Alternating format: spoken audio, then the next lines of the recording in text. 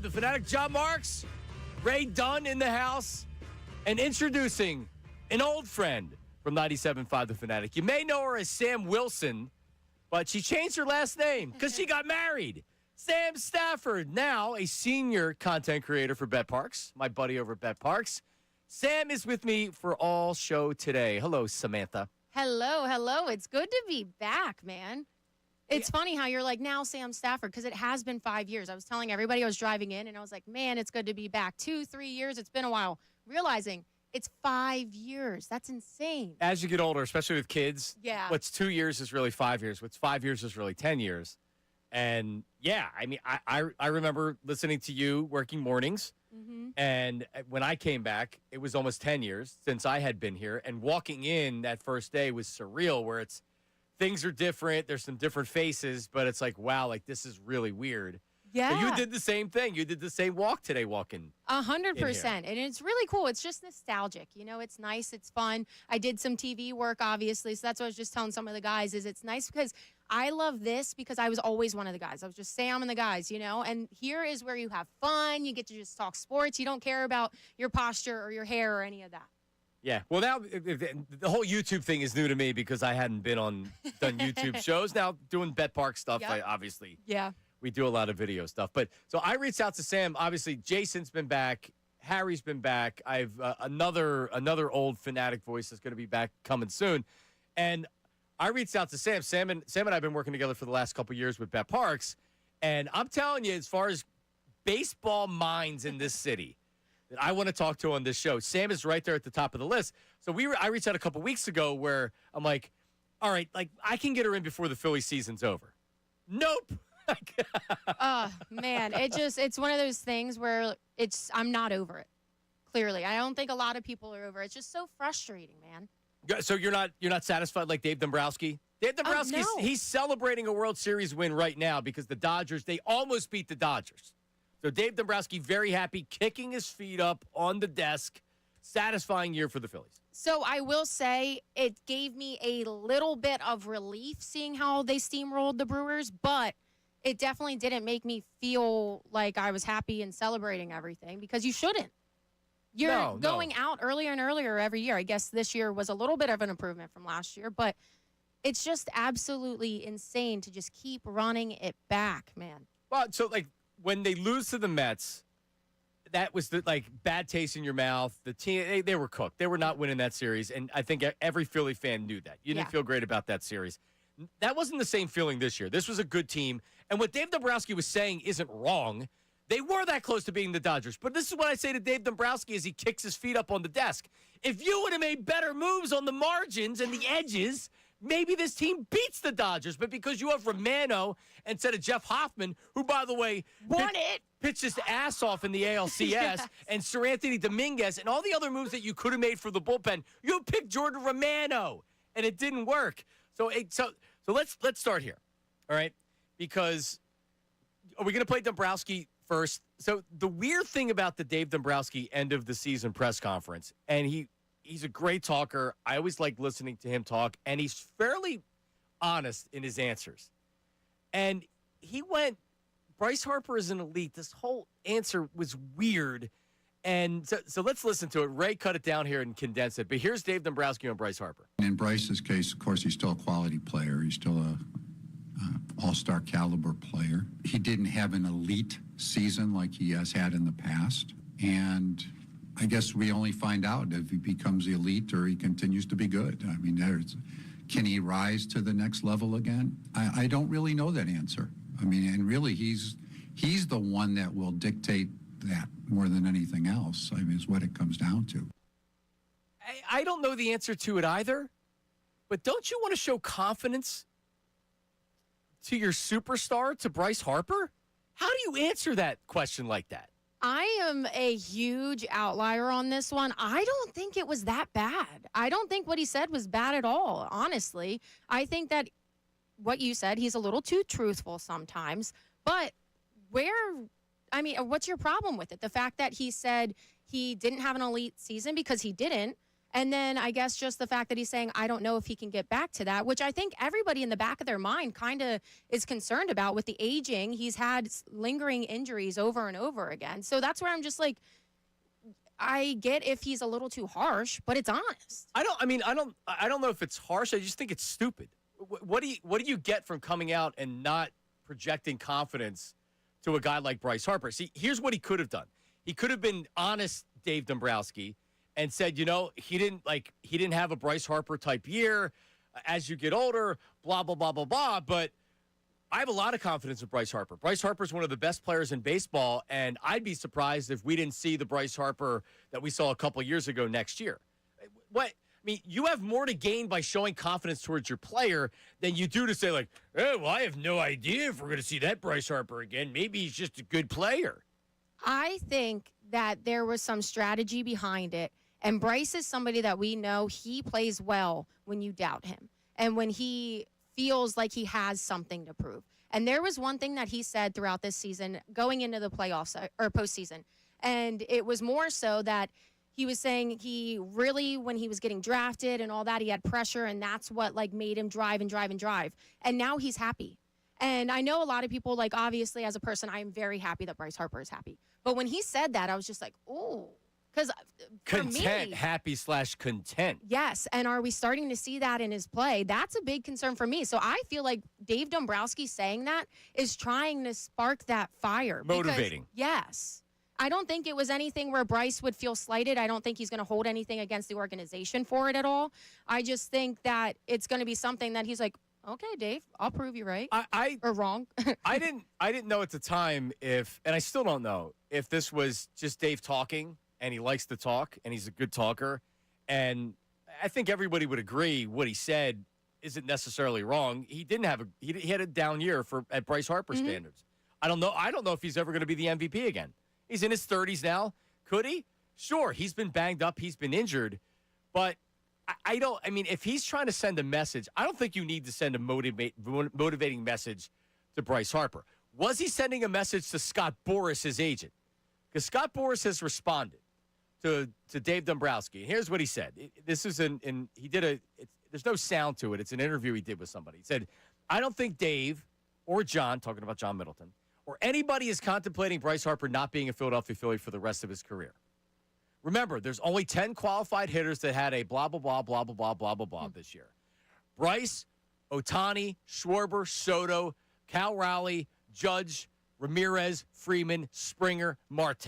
If you want to talk about Harper's minimums due to injury, there they are. Pretty nice group. And he went on and he talked about the injuries and things like that. I agree with him 100%. This isn't Anthony Rendon that we're talking about or other players that signed $30 million contracts and they're average players. Bryce had a down year. Bryce didn't have a bad year. He had a down year mostly because of the injury. The biggest issue that fans are going to have with Bryce Harper is he hasn't shown up in the playoffs the last 2 years. He went from being this guy's the biggest clutch player ever to not much at the end of that 2023 NLCS, not much last year, and not much this year. So that's what it is.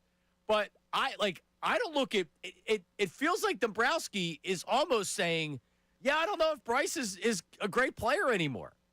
I did not take it like that at all. And to your point, he hasn't really done much in the postseason. Yes, he had a decent year. Yes, to Scott Boris's point, he's among great names.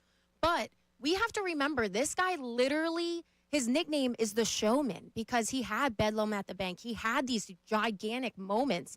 And the last, 2 postseasons, we haven't seen that.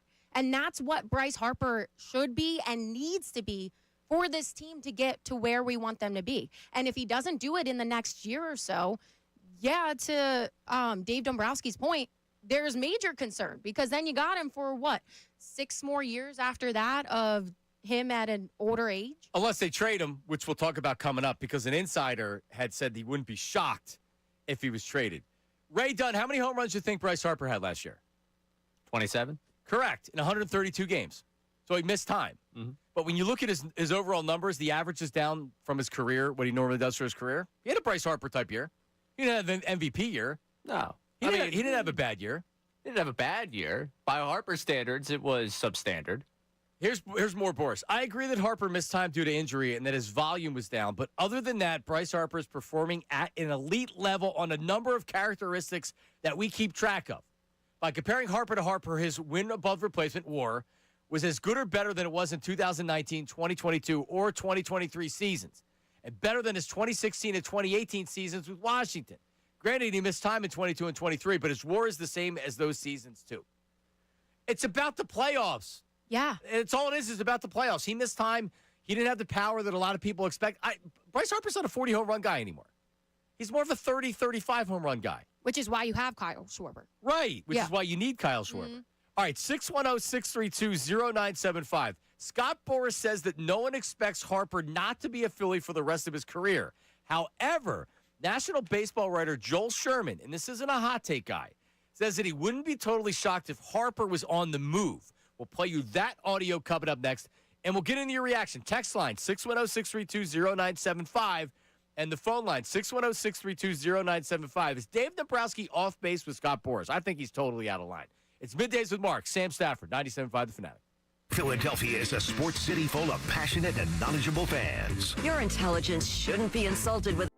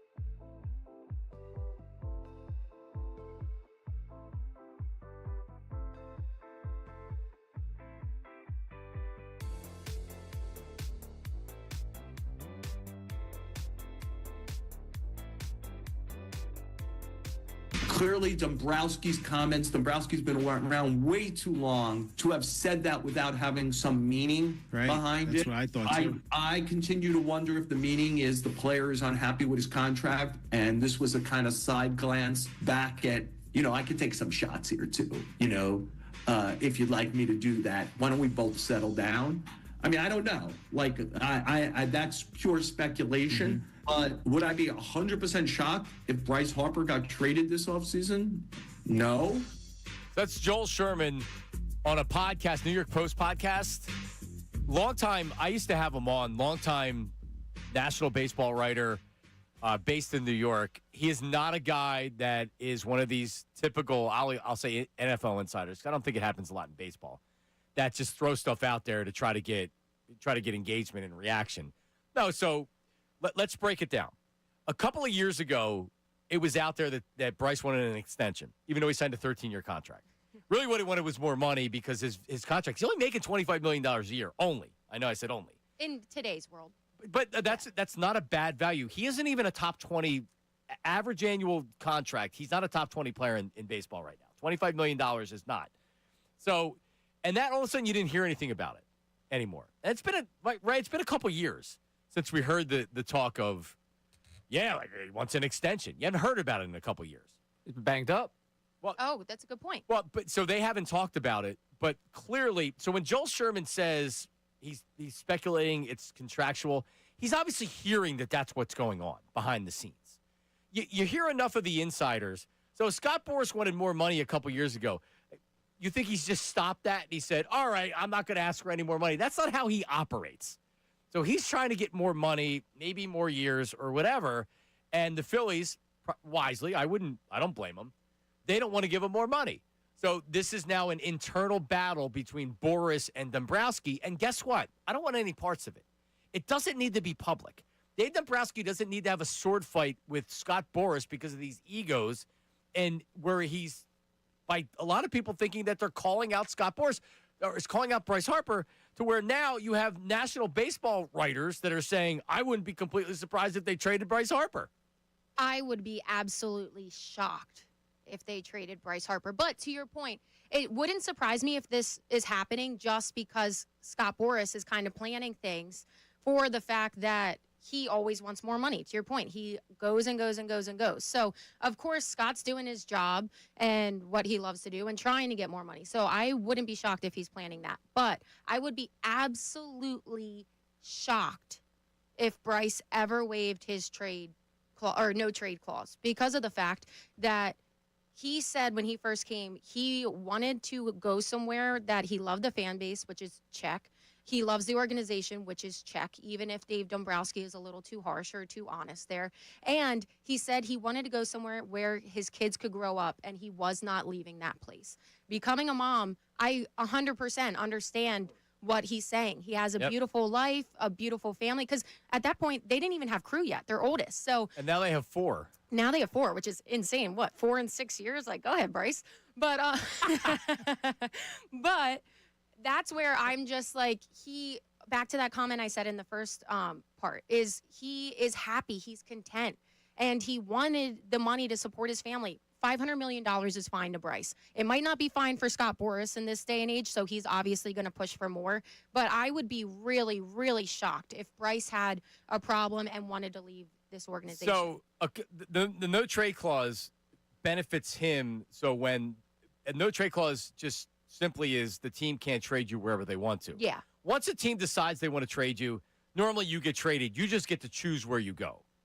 So if the Phillies are going to Bryce Harper and saying, like, what do you think? Do you want out? Or there's internal battles that are going on. This is where Bryce could say, you know what, this is BS.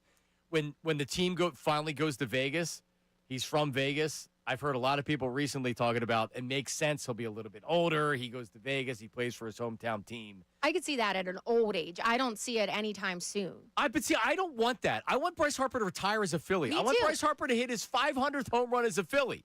And I think he wants that. He said it over and over. Does Dave want that?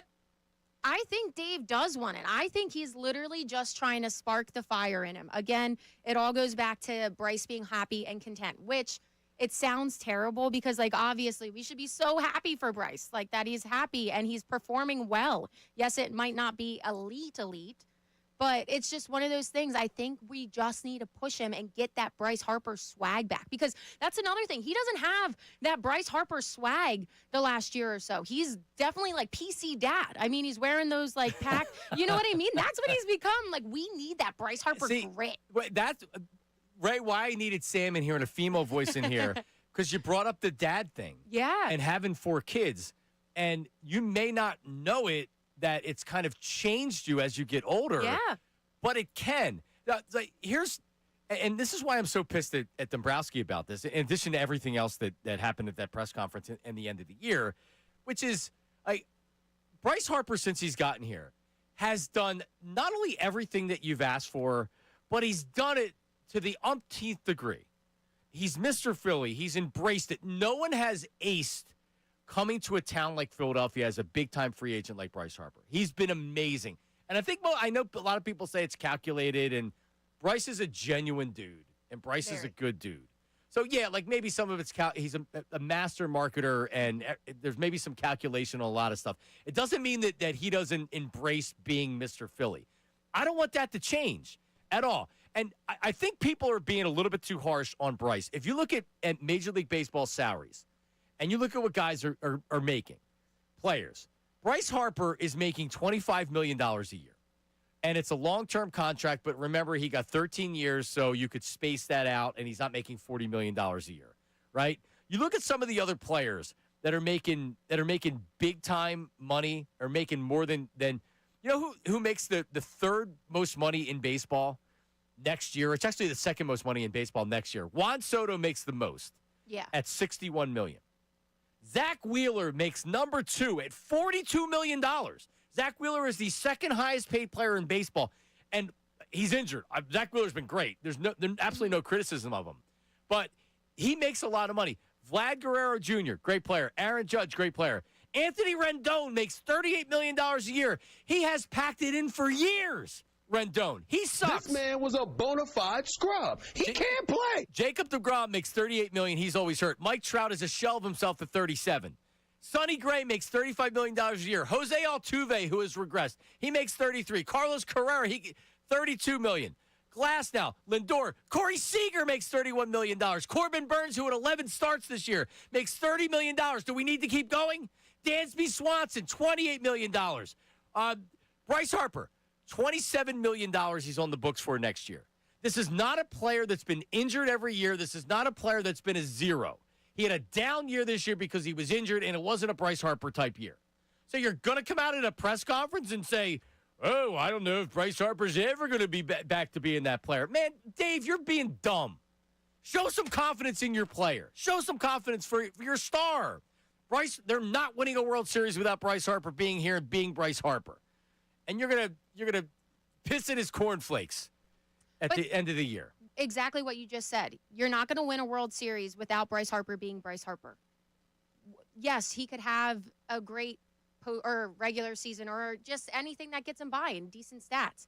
We have not seen that in the postseason. And you talked to Dave Dombrowski right after another letdown. I mean, a letdown in the sense of they didn't make the World Series. I don't know how much of a letdown in the belief that they thought they were going to beat the Dodgers.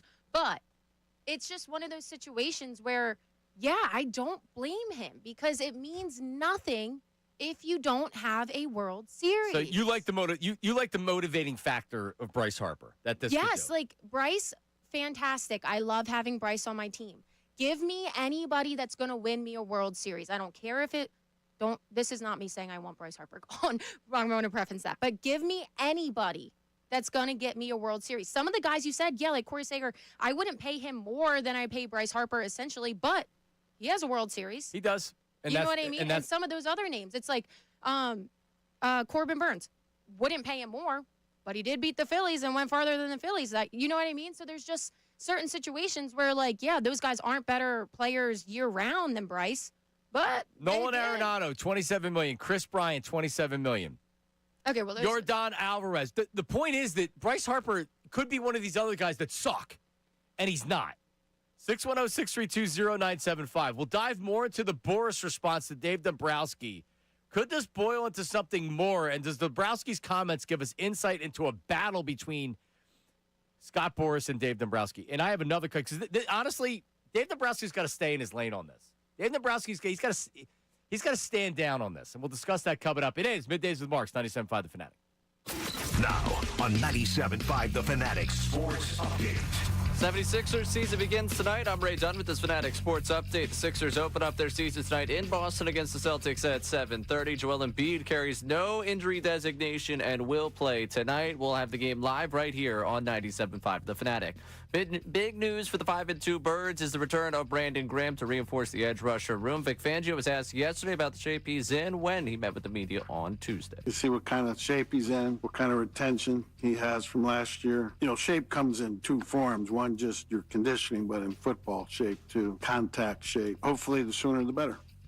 Teams getting ready for the Giants on Sunday at 1 o'clock. The Flyers return to action tomorrow at 7 o'clock in Ottawa against the Senators. You can hear that game right here on The Fanatic. This update is brought to you by the Crohn's and Colitis Foundation. The Crohn's and Colitis Foundation has been at the forefront of inflammatory bowel disease research and care for over 50 years. Learn more about research, education, and support at crohnscolitisfoundation.org.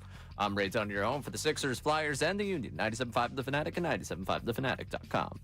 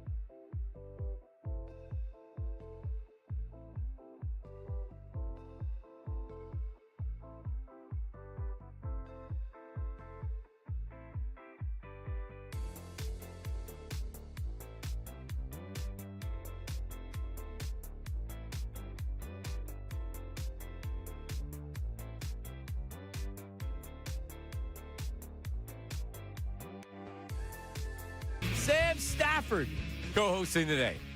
You know where Sam Wilson, I'm sure the YouTube chat, as always, is up and running this morning. Normally they're talking about my attire, how I dress, the YouTube chat. And normally feedback later on in the show, final segment of the show, feedback, 975feedback at 975thefanatic.com. A lot of comments about my attire. Why? I feel like it's very on par for sports radio. Today is... You missed the Rose shirt last week. Yeah, I had a kind of a flamboyant shirt on. Oh, okay. I pulled it off, though. But people had their comments. Hey, you got to take risks sometimes. Listen, I'm a huge risk taker. You have no idea. So appreciate everybody watching on YouTube. Make sure you're liking and subscribing and tuning in. If you don't get to watch a show live, of course, you can always go back and you can watch whenever. Also, podcast on demand. So if you don't get to catch the show live, I know a lot of people maybe during midday hours aren't able to catch all the show live. You can go back. We make it very easy. You can go pick an hour. It tells you exactly what you're looking at and everything. So make it easy for you to go back and listen. Now, you will text me during the show when you're commuting in the Bet Parks. Yes. And you were very angry at the Alec Bohm conversation because Harry and Dunn want him back. Yes. And you don't. Well, one of the comments made, too, was that this is a contract year and players are always play up in their contract year and it'll get them more money. Do we not know Alec Bohm at this point? Is he not the most mental player that we've seen on this team? I feel like I can't even remember a guy. I'm trying to think that was more in his head on the Phillies. So he'll press more knowing it's his contract year and he'll bat 190 next year. Exactly. I think he's really going to struggle under that pressure. I think, if anything, his team's got to – is he also Scott Boras? I don't think so. Is it him or Stott? One of them's Scott Boras. But it would make sense Stott because his big brother Bryce. Yeah, Bryce. Yeah. But no, he's also Boris Corp.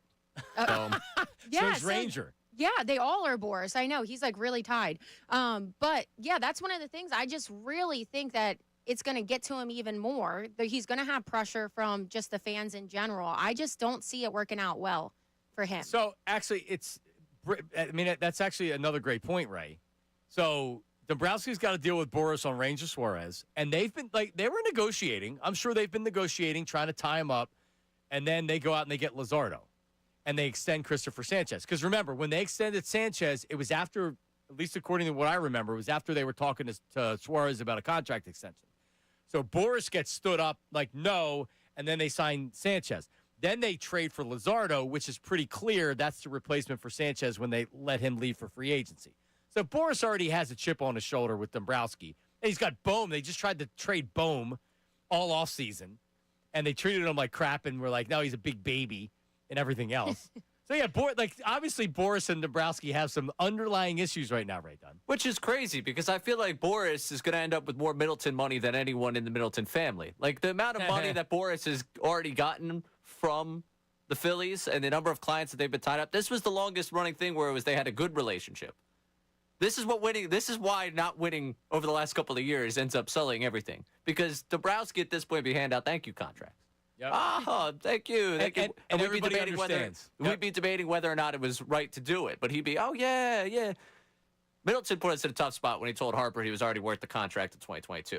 Because that's public information. That's public knowledge. That's out there. That was said on a stage in front of everyone. Yep. Like, now we're in trouble. To go back to the Bohm thing here real quick, because I said, you can rent. I'm not telling you to buy. I'm not fully bringing you back. I'm just looking at the other options out there for you, and that's what concerns me about what you're going to get at third base. I'm not signing up for everyday auto. I've been very clear on that. Get in the zone, auto zone. Let's do it now. All right, so let's go back to February of 2024 in Clearwater. Bryce Harper speaking about the hope to extend his contract. Quote, obviously, I want to be here a long time. We'll see what happens. That's when the stories came out that they were looking for an extension. And Dave Dombrowski declined comment at the time on the story. And Harper goes on to say, he said, I think we had a pretty good conversation. Me and Dombo, we sat down and we said this would be great for our organization. And he went on to say that he understands other people have to be extended. He was talking about Zach Wheeler and everything else. And he said there's obviously not a sense of urgency in extending me right now. And that was really the last time you heard about this contract extension thing. So I remember talking about it and saying, why the hell does he need a contract extension? He's still got 8 years or whatever left. It was just weird, right? And you haven't heard about it. So I would assume that this is now, in addition to Scott Boras being a pain in the ass with all these other Phillies that he's representing, and Dombrowski decided that was going to be the forum to where maybe you send a message to Scott Boras. But here's the thing with Dave Dombrowski.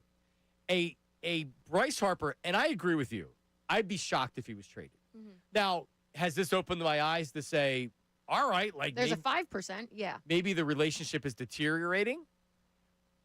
I can't see them trading. This is an ownership decision. This is not a Dave Dombrowski decision. If something's going to happen with Bryce Harper, this is coming from the owner.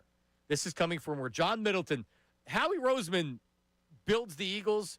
Jeffrey Lurie owns the team. If you think he's not responsible for a lot of things that are happening, you're wrong. Owners are very involved. The owners that are involved. So Dave Dombrowski can be mad at Scott Boras or whatever's going on with talking about Bryce Harper, but ultimately John Middleton's the one that's going to be the deciding factor of what happens here, with a contract extension or without a contract extension. No, you're 100% right. And that is even more of Bryce isn't going anywhere, because Middleton absolutely loves Bryce Harper. Also, he's Bryce Harper. Even if he's not playing at an elite thing, he's bringing money in, which is making Middleton money. So that's another reason. But also just we might not see him as flamboyant and as much of a leader as we want to see. He's kind of just like a silent leader, I feel like, in the background now. But he is a guy that really makes this team a family. And we saw, Kyle Schwarber cried at the end of the season when they lost because he was just saying how much he loves this team and this group of guys. And I think Bryce Harper is a huge piece of that. We talked about how he really has taken on the dad role in his personal life, but then also that clubhouse, I feel like. So in Middleton's favor, I feel like he just brings everything together, and I don't see Middleton ever letting that go. So December at the winter meetings, December 2023. Scott Boras says, this is what you're saying, Ray. There's no better metric than when John Middleton himself says that it's a great bargain. So that's certainly something that we appreciate him saying, and I think all of us know it's true. That's just Scott. Yep. And that's him talking about a contract extension. And that's 100% what he's supposed to be doing. Oh, he's a bargain, huh? Yeah. Well, we're coming off a World Series appearance. He had his moments. Oh, he's a bargain. And you go to this interview that Boras did earlier this week, and he's talking about how he created the opt-out with A-Rod's contract back in the day, and he wanted an opt-out in Bryce's contract. Harper was the one that negotiated against himself by saying, no, I trust John Middleton. He'll take care of me. He's a fair guy. This is Boras looking at Harper right now like, you idiot. You thought this guy was going to be able to give you more money at the end of this? Right. The Phillies need to spend money to get themselves over the top. You think they're going to spend it on you right now? This is Boras probably upset with everyone. But outside of an extension, when's the last time a baseball player had their contract renegotiated? I don't think it's ever happened. It happens in football because they're not guaranteed contracts, so that happens all the time. Guys get raises when they outperform the contract. They should. They're not guaranteed. Baseball players don't get renegotiated contracts. So what did he think? After a 13-year deal, he was going to get another 5 years on top of that? What are we doing? He's going to pay to 50? Yeah, I agree with you guys. This is definitely a Scott Boras thing, like Ray said in there, because especially he had to be mad about Bryce coming out before the postseason or after the first game saying, I'm content. I love, you know what I mean? Because it's not Bryce being like, I want all the money. Give me the money. Obviously baseball's a little different because essentially there's endless money, right? Because there's no cap. But Bryce, I firmly believe, is happy with what he wants with what he has, and he would be like, yeah, if you need to extend this guy over me, I can wait. Because he does have trust in that relationship with John Middleton. Does he? So I feel that he does. Ooh, does he? All right, well, coming up, by the way, Herm Edwards going to join us at 10:55 on the Eagles. More on that coming up. But today marks the anniversary of one of the iconic Bryce Harper moments in 2022. Ooh, how did we get there 3 years later? How did we get here 3 years later, Sam? That's coming up next. Middays with Marks, 97.5 The Fanatic. Hey, everybody, it's Bill Colarulo, and coming up...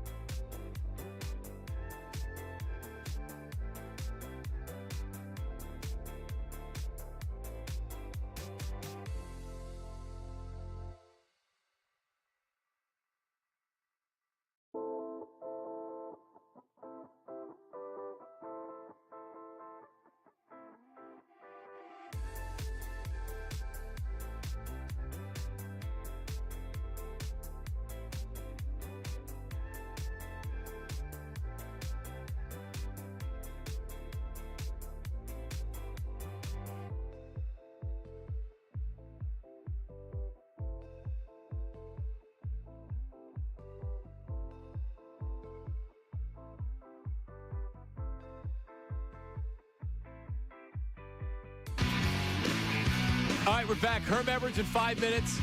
Herm Edwards came on this radio station when Nick Foles, the year after he had the wonderful year, what was that, 2013? He was a Pro Bowler. Let's make some noise. Come on. The following year, a lot of people didn't think he was the true franchise quarterback. And there was endless discussion on Nick Foles, is he a franchise quarterback? And Herm came on the air, and he said, he's not a franchise quarterback now. Hey, good quarterback. But is he a franchise quarterback? He's not a franchise quarterback. And he was right. Yeah. They won a Super Bowl, but he was right. And it was just, we had that drop, and I don't think we couldn't find it. It didn't get transferred over. But it was a great 97.5 The Fanatic drop where it was Herm saying, he's not a franchise quarterback. So Herm's going to join us at 10:50. I'm not going to bring that part up, but I do want to know the dynamic with being a head coach. When Herm stopped playing football, he went right into coaching. And he was the position coach and up until being a head coach. And then we know that he hasn't been coaching the last couple of years. He went to college. But the dynamic between a wide receiver and a quarterback, how do you handle it from a head coaching standpoint? Because A.J. Brown had another Instagram post yesterday. And I know everybody will tell me that he's just trolling us and everything else. I don't buy that for a second. So, what would Herm do in the modern day where these guys use social media to communicate and to put their thoughts out there? So I want to get Herm's thoughts on what he thinks of the team, big win against the Vikings, but also that dynamic with A.J. Brown. Yeah, it's really tough. I mean, we were talking about it a little bit before. It's just like we know that AJ has had mental health issues before. And that's one of the things where you just wonder how much yesterday, you brought it up when we were talking earlier. They weren't in the facility. They were at home. And that's when he made the post. So it's really just like his mind keeps going. And it's just, I want to know what's in his mind. You know what I mean? And the whole fascination of him and Jalen Hurts were best friends. I mean, when they first came, I remember getting told that Jalen Hurts was the godfather of one of his kids. So, which is interesting. I want to know if that's still true. But it's just like, how does it deteriorate so much? And really, how much of it is AJ playing stuff in his mind and overanalyzing? Right. Yeah, no, because I agree with you. I think that it's it gets in his head and he can't stop thinking about it. He gets more mad and more mad and more mad. Mm-hmm. Then he's just like, they're not throwing me. He caught a touchdown on Sunday, and his response was he was cursing about throwing him the ball. And it's like, damn, he's mad. And then he puts that Instagram out with some video, some guy screaming and yelling and cursing his trainer, which is interesting. Speaking, so you said how did it deteriorate so fast? What happened with Bryce Harper? This is 3 years ago today. This is the go-ahead double in Game 4 of the NLCS. This is my bleeping house. Listen. Goes the runner. Harper slashes a base hit to left center. How fast can Realmuto run? He'll hit third and come home. The Phillies take the lead. What a ride in Game 4. Chills. I hear that fan sound in the back, and it makes my heart flutter. It was just such a moment. We haven't felt that in years. No, we haven't. Since probably that year, honestly. It is one of those things. I mean, we were talking before the show, too. You were like, Sam, I really thought that the Phillies would still be going. Last week, my daughter turned 2. Has the same birthday as Bryce Harper, October 16th. That's awesome. Yeah, I remember having her in the hospital and watching the Phillies. So it hit me last week. I was just like, wow, it's her birthday and they're still not playing. Like, it's just one of those things where it's just like, how? And I told you earlier, I can't be over it. It's just, it's so frustrating. Yes, I know it was the Dodgers. Yes, I know they're literally built for this. But we were so close and we had a shot. We just didn't live up to the moment, like that clip you just played. October 16th, the date that Dabrowski said Harper might not be an elite player anymore. Happy birthday, Bryce. There you go. Yeah, happy. Oh my okay, God, it's that his does birthday. sting. but I mean, it's if we can just, Bryce Harper doesn't need to carry a team anymore. We agree with that. He doesn't have to be their best player. He needs to be Bryce Harper, and he needs to have the moments that we just played. We need moments. Yes, he hasn't had a moment. We haven't had that moment. You think about that run where he had the home run and it was in slow motion, and he's going around the bases and he's showing the emblem on his chest like he's Superman, and he crosses the plate, and I talked to him about it, and he said that the whole thing was surreal, and it was like a movie, and he still, everything was in slow motion, and that was, when have we had that? Well, also, not only have we not had the moments, we haven't had stuff like that where we just see that passion, I feel like, from Bryce. He doesn't even go out like he's doing that stuff and excited about it anymore. It's been a long time. Herm Edwards joins us in 5 minutes. Everything he's seeing from the Eagle, an all-time great Eagle, Herm Edwards, but what he's seeing from the Eagles, does he feel better after the game against the Vikings, and the dynamic between a wide receiver, a quarterback, and the rest of the team. Herm Edwards coming up next. Don't go anywhere. Now on 97.5 The Fanatic Sports Update. 76ers season begins tonight. I'm Ray Dunn with this Fanatic Sports Update. The Sixers open up their season tonight in Boston against the Celtics at 7:30. Joel Embiid carries no injury designation and will play tonight. We'll have the game live for you right here on 97.5 The Fanatic. Big news for the 5-2 Birds is the return of Brandon Graham to reinforce the edge rusher room. Vic Fangio was asked about the shape BG's in when he met with the media yesterday. You see what kind of shape he's in, what kind of retention he has from last year. Shape comes in two forms. One, just your conditioning, but in football, shape too, contact shape. Hopefully, the sooner the better. Eagles getting ready for the Giants this Sunday at 1 o'clock. We'll talk to Herm Edwards of ESPN coming up in the next segment. Flyers return to action tomorrow at 7 o'clock against the Senators in Ottawa. You can hear the game live right here on The Fanatic. This update is brought to you by Mercedes-Benz. Looking for an exceptional driving experience? Experience the power, precision, and intelligence of an iconic Mercedes-Benz SUV at your local Mercedes-Benz dealer today. I'm Ray Dunn, your home for the Sixers, Flyers, and Union. 97.5 The Fanatic and 97.5thefanatic.com.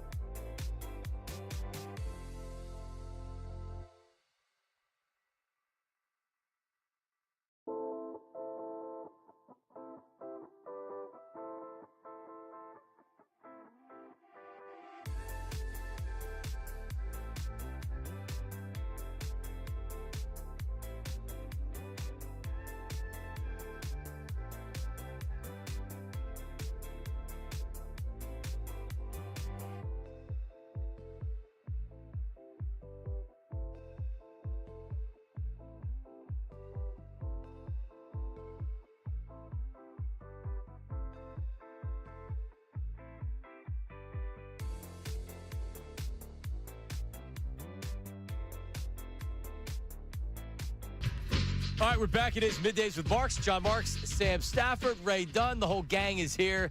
You're listening to 97.5 The Fanatic, WPEN, WPEN, HD1 Burlington, Philadelphia. A Beasley Media Group station broadcasting live from the Comcast Business Studio, powering possibilities. I can't wait to talk to our next guest, an all-time all-time football dude, and now doing great stuff again with ESPN as an analyst. Many years of playing, many years of coaching. Mr. Herm Edwards joins us here on 97.5 The Fanatic. Herm, how are you? I'm well, and I think the city of Philadelphia is normal again, obviously. Everything was good for about the first 4 weeks, and then they hit a little bit of a skid where they couldn't score points, and they found their way last week, which was good. Hopefully they can continue to play like that. I mean, they played solid football on both sides of the ball, I thought, and that was a good sign. I still worry a little bit about the back end of the defense in the secondary, but I thought, they got a little bit of a pass rush. Graham coming back, that's going to help. I mean, the old G is coming back, and that's a good thing because they've lost so many defensive linemen. And you could see that was a trouble spot for him early in the season. Herm, did you ever get the itch to come back after you retired? I know no. you pretty much got right into coaching, but did you have the itch like Brandon had? I didn't. I knew when I was done, I was done. I was actually, I was in Atlanta then. I had left Philly and went to Atlanta, and about halfway through, I just said, I watched myself on tape, and I said, I don't want to put that on tape. That's not me. And walked in and told Coach, I'm done. He looked at me and said, what are you talking about, done? I said, I'm done. So what are you going to do? I said, I don't know, but I can't do this anymore. I said, I don't want to look at myself on tape playing like that. I pride myself at playing at a certain level, and I can't do it anymore. And then I went right into coaching. Went to San Jose State, started coaching the secondary, and then from there kind of, worked my way up the ladder. And here we are. So you talked about the offense looked good last week. A lot of conversations about identity, what the offense's identity is. And I know as fans and as media, we just want them to have an identity. Sometimes it takes a little bit longer and you can't force it. But in all the teams that you coached, I mean, can you go through a season without really having an offensive identity? And how do you get that? And where do you think the Eagles are with that right now? Well, I think, Kevin was trying to figure out, the workload of the star players, right? It starts with the runner, and then Smith and Brown and Goddard. How do I get all 40? Because to me, it's those four guys at the end of the day. Those four guys have to be involved in the offense, along with the quarterback. He touches the ball, so you're going to get him involved. And whether you RPO him at times, I mean, those are the guys. That's the menu you got. You can call any play you want, but at the end of the day, these are my guys, and I got to get them involved in the game. And I think it took him a little while, and now it's kind of flowing. When you look at Barkley, in my opinion, I mean, this is just me. I'm not there. But he's touched the ball 113 times, I guess, thus far. Last year, he carried the ball, 345 times. Now, he's not going to do that this year. But for a guy like that, I was always, when I was a head coach, I always went to the coordinator and I said, look, here's the deal.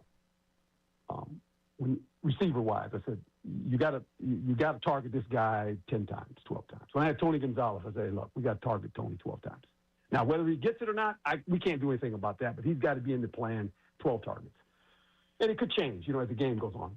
Barkley, to me, he's got to touch the ball 20 times.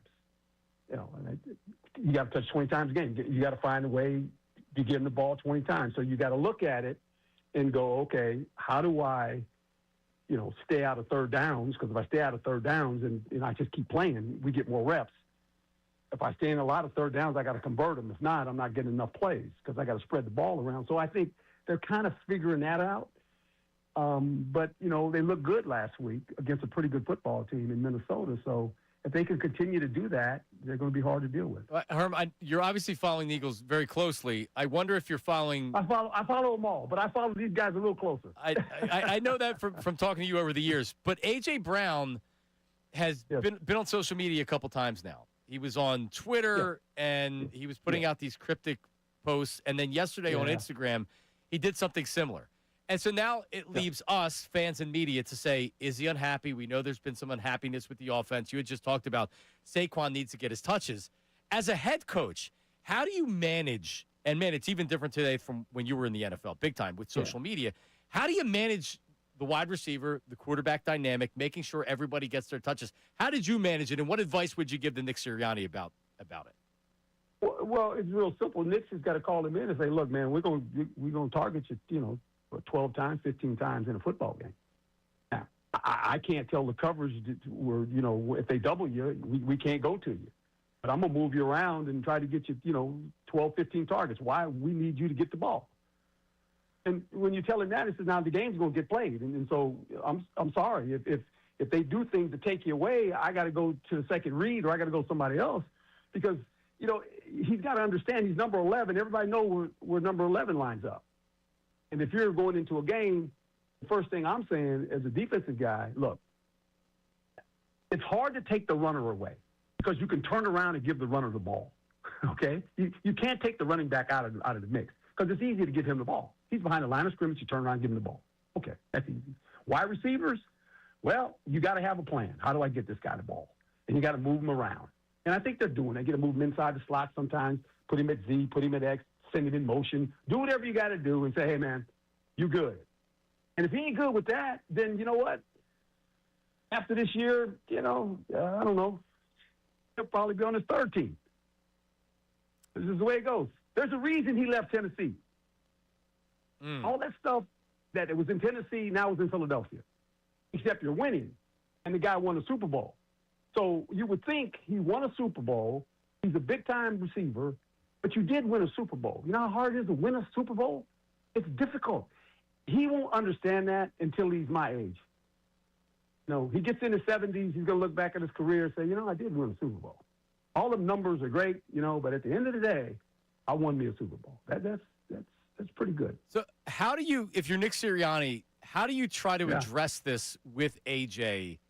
Because the team's good enough to win a Super Bowl, like you had said. How would you address it? Just call him in. You just call him in. It's a private meeting, and no one needs to know except you and AJ. I mean, you just call him in. And he might not agree, but it's okay. You told him. So, hey, man, this is the deal. So you go on social media all you want. That's what you want to do, knock yourself out. We're moving on. We're trying to win next week.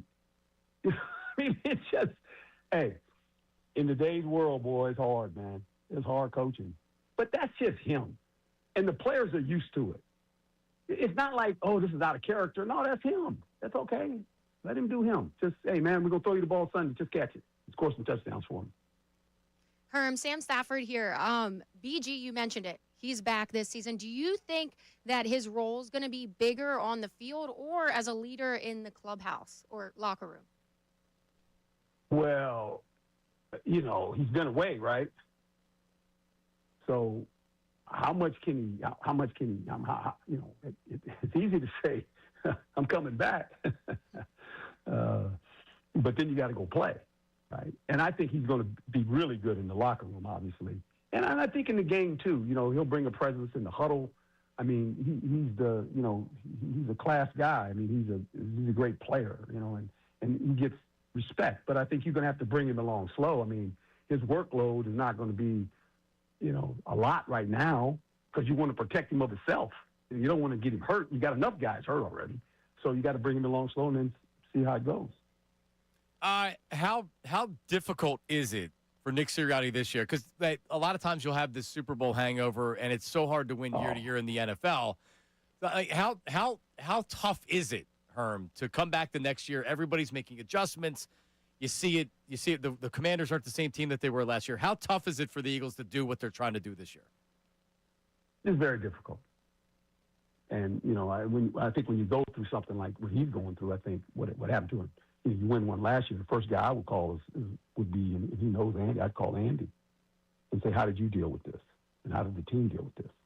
Because until you've done it and you've done it one time, you don't know. You don't know how to deal with it. You think you do, but you don't. So the first call I would have made was to Andy because the Chiefs found a way to deal with it, and they get through it and they, ripped off a couple of them, right? Or you call Bill Belichick. You call those guys that have done it, right? And sometimes, it's difficult. It's very difficult, and because you're everybody's big game. It's kind of it almost like college football, right? I mean, when you're the number one team in the country in college football, every time you play, teams might be lesser than you, but you're the big game for everybody. Everybody's going to play their best because they're playing you. So, I mean, it doesn't take a lot to motivate a team that plays you. They can say, hey, man, we're playing the Super Bowl champs. That's all you got to say. Oh, we're playing Super Bowl champs. Okay. My era, anytime we played the Pittsburgh Steelers or the Dallas Cowboys, because the Dallas Cowboys and Pittsburgh Steelers are always in Super Bowls, we went, oh, man, Super Bowls. Okay, these are the guys. Can you beat them? We had to play Dallas twice. And we were like, okay, when we start beating these guys, then we'll get to go to the Super Bowl. I mean, that's the mindset of a football team. Herm, Giants Sunday, I know you saw, we all saw the Thursday night game where fourth quarter, the Giants were just running right through them. That was really difficult to watch. We saw the Giants blow a big lead last week, but they got a young quarterback that can play. Are you expecting the Eagles to come out and say, yep, we weren't ready for that game. That was the worst game of the season. What are you expecting on Sunday with the Eagles and the Giants? Well, it's a division game. And anytime it's a division game, it's big. It counts for two. It's a game and a half if you win. And they've already lost to the Giants. And all of a sudden, you look at it and you look in your division, you go, okay, well, when you look at the division, you go, okay, we got a loss. The Giants have two division losses, but they beat us.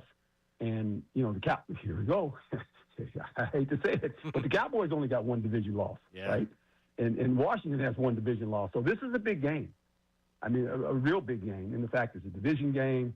You've already lost a division game. So, and the Giants are they're a pesky team. I mean, they keep fighting, and they showed you that. I mean, they never say die, right? And their fan base is excited about their quarterback and Scatterboo, the runner, and they're all excited about the Giants, and they should be.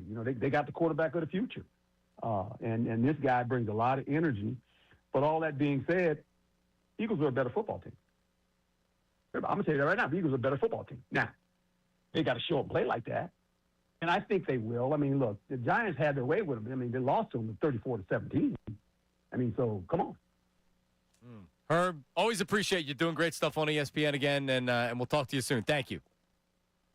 Thank you. All right, there he is, the great Herm Edwards. Said that A.J. Brown's going to be on his third team. Oh. You hear that? I did. Yeah, he obviously I see. I wasn't sure because a lot of times you can be an analyst of what's going on, but not be paying attention to the social media activity and what's going on with A.J. Brown. He's obviously paying very close attention to what's going on. And one of the things he had said there where he was like, yeah, but everybody knows that's A.J. and just go out there and catch the ball. And he's right. If it works in the locker room and people are going to be like, that's A.J., that's the wide receiver, like we don't pay it too much mind. That's what he does. And it can work. But it sure seems that Herm thinks that this might be the last year A.J. at Philly.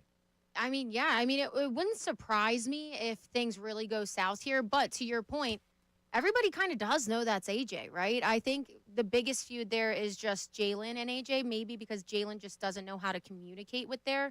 So, it wouldn't be a bad thing to have a professional communication coach there. But Saquon, we saw in that touchdown, though, even hyping him up, just being like, you put a safety on him, stuff like that. So, they're still there and supportive of him, and I'm sure he feels that. All right, coming up, Herm, he didn't talking about Brandon Graham. He's I don't know what to expect from BG coming out of retirement.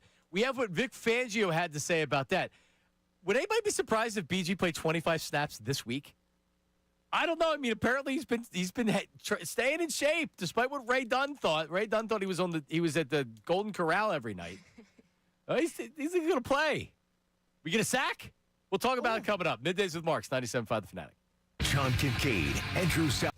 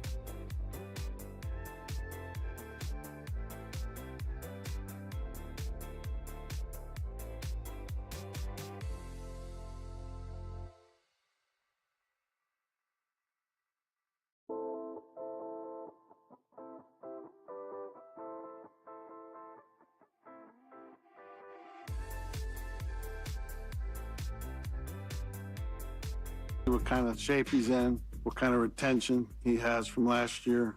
Shape comes in two forms. One, just your conditioning, but in football shape too, contact shape. Hopefully, the sooner the better. Yeah, that's Vic Fangio yesterday talking about BG, who announced it was official. It became official when Bill Colarulo had reported it here on 97.5 The Fanatic, right, Don? We're back. That wasn't official. He's getting close to finalizing a deal sometime this week.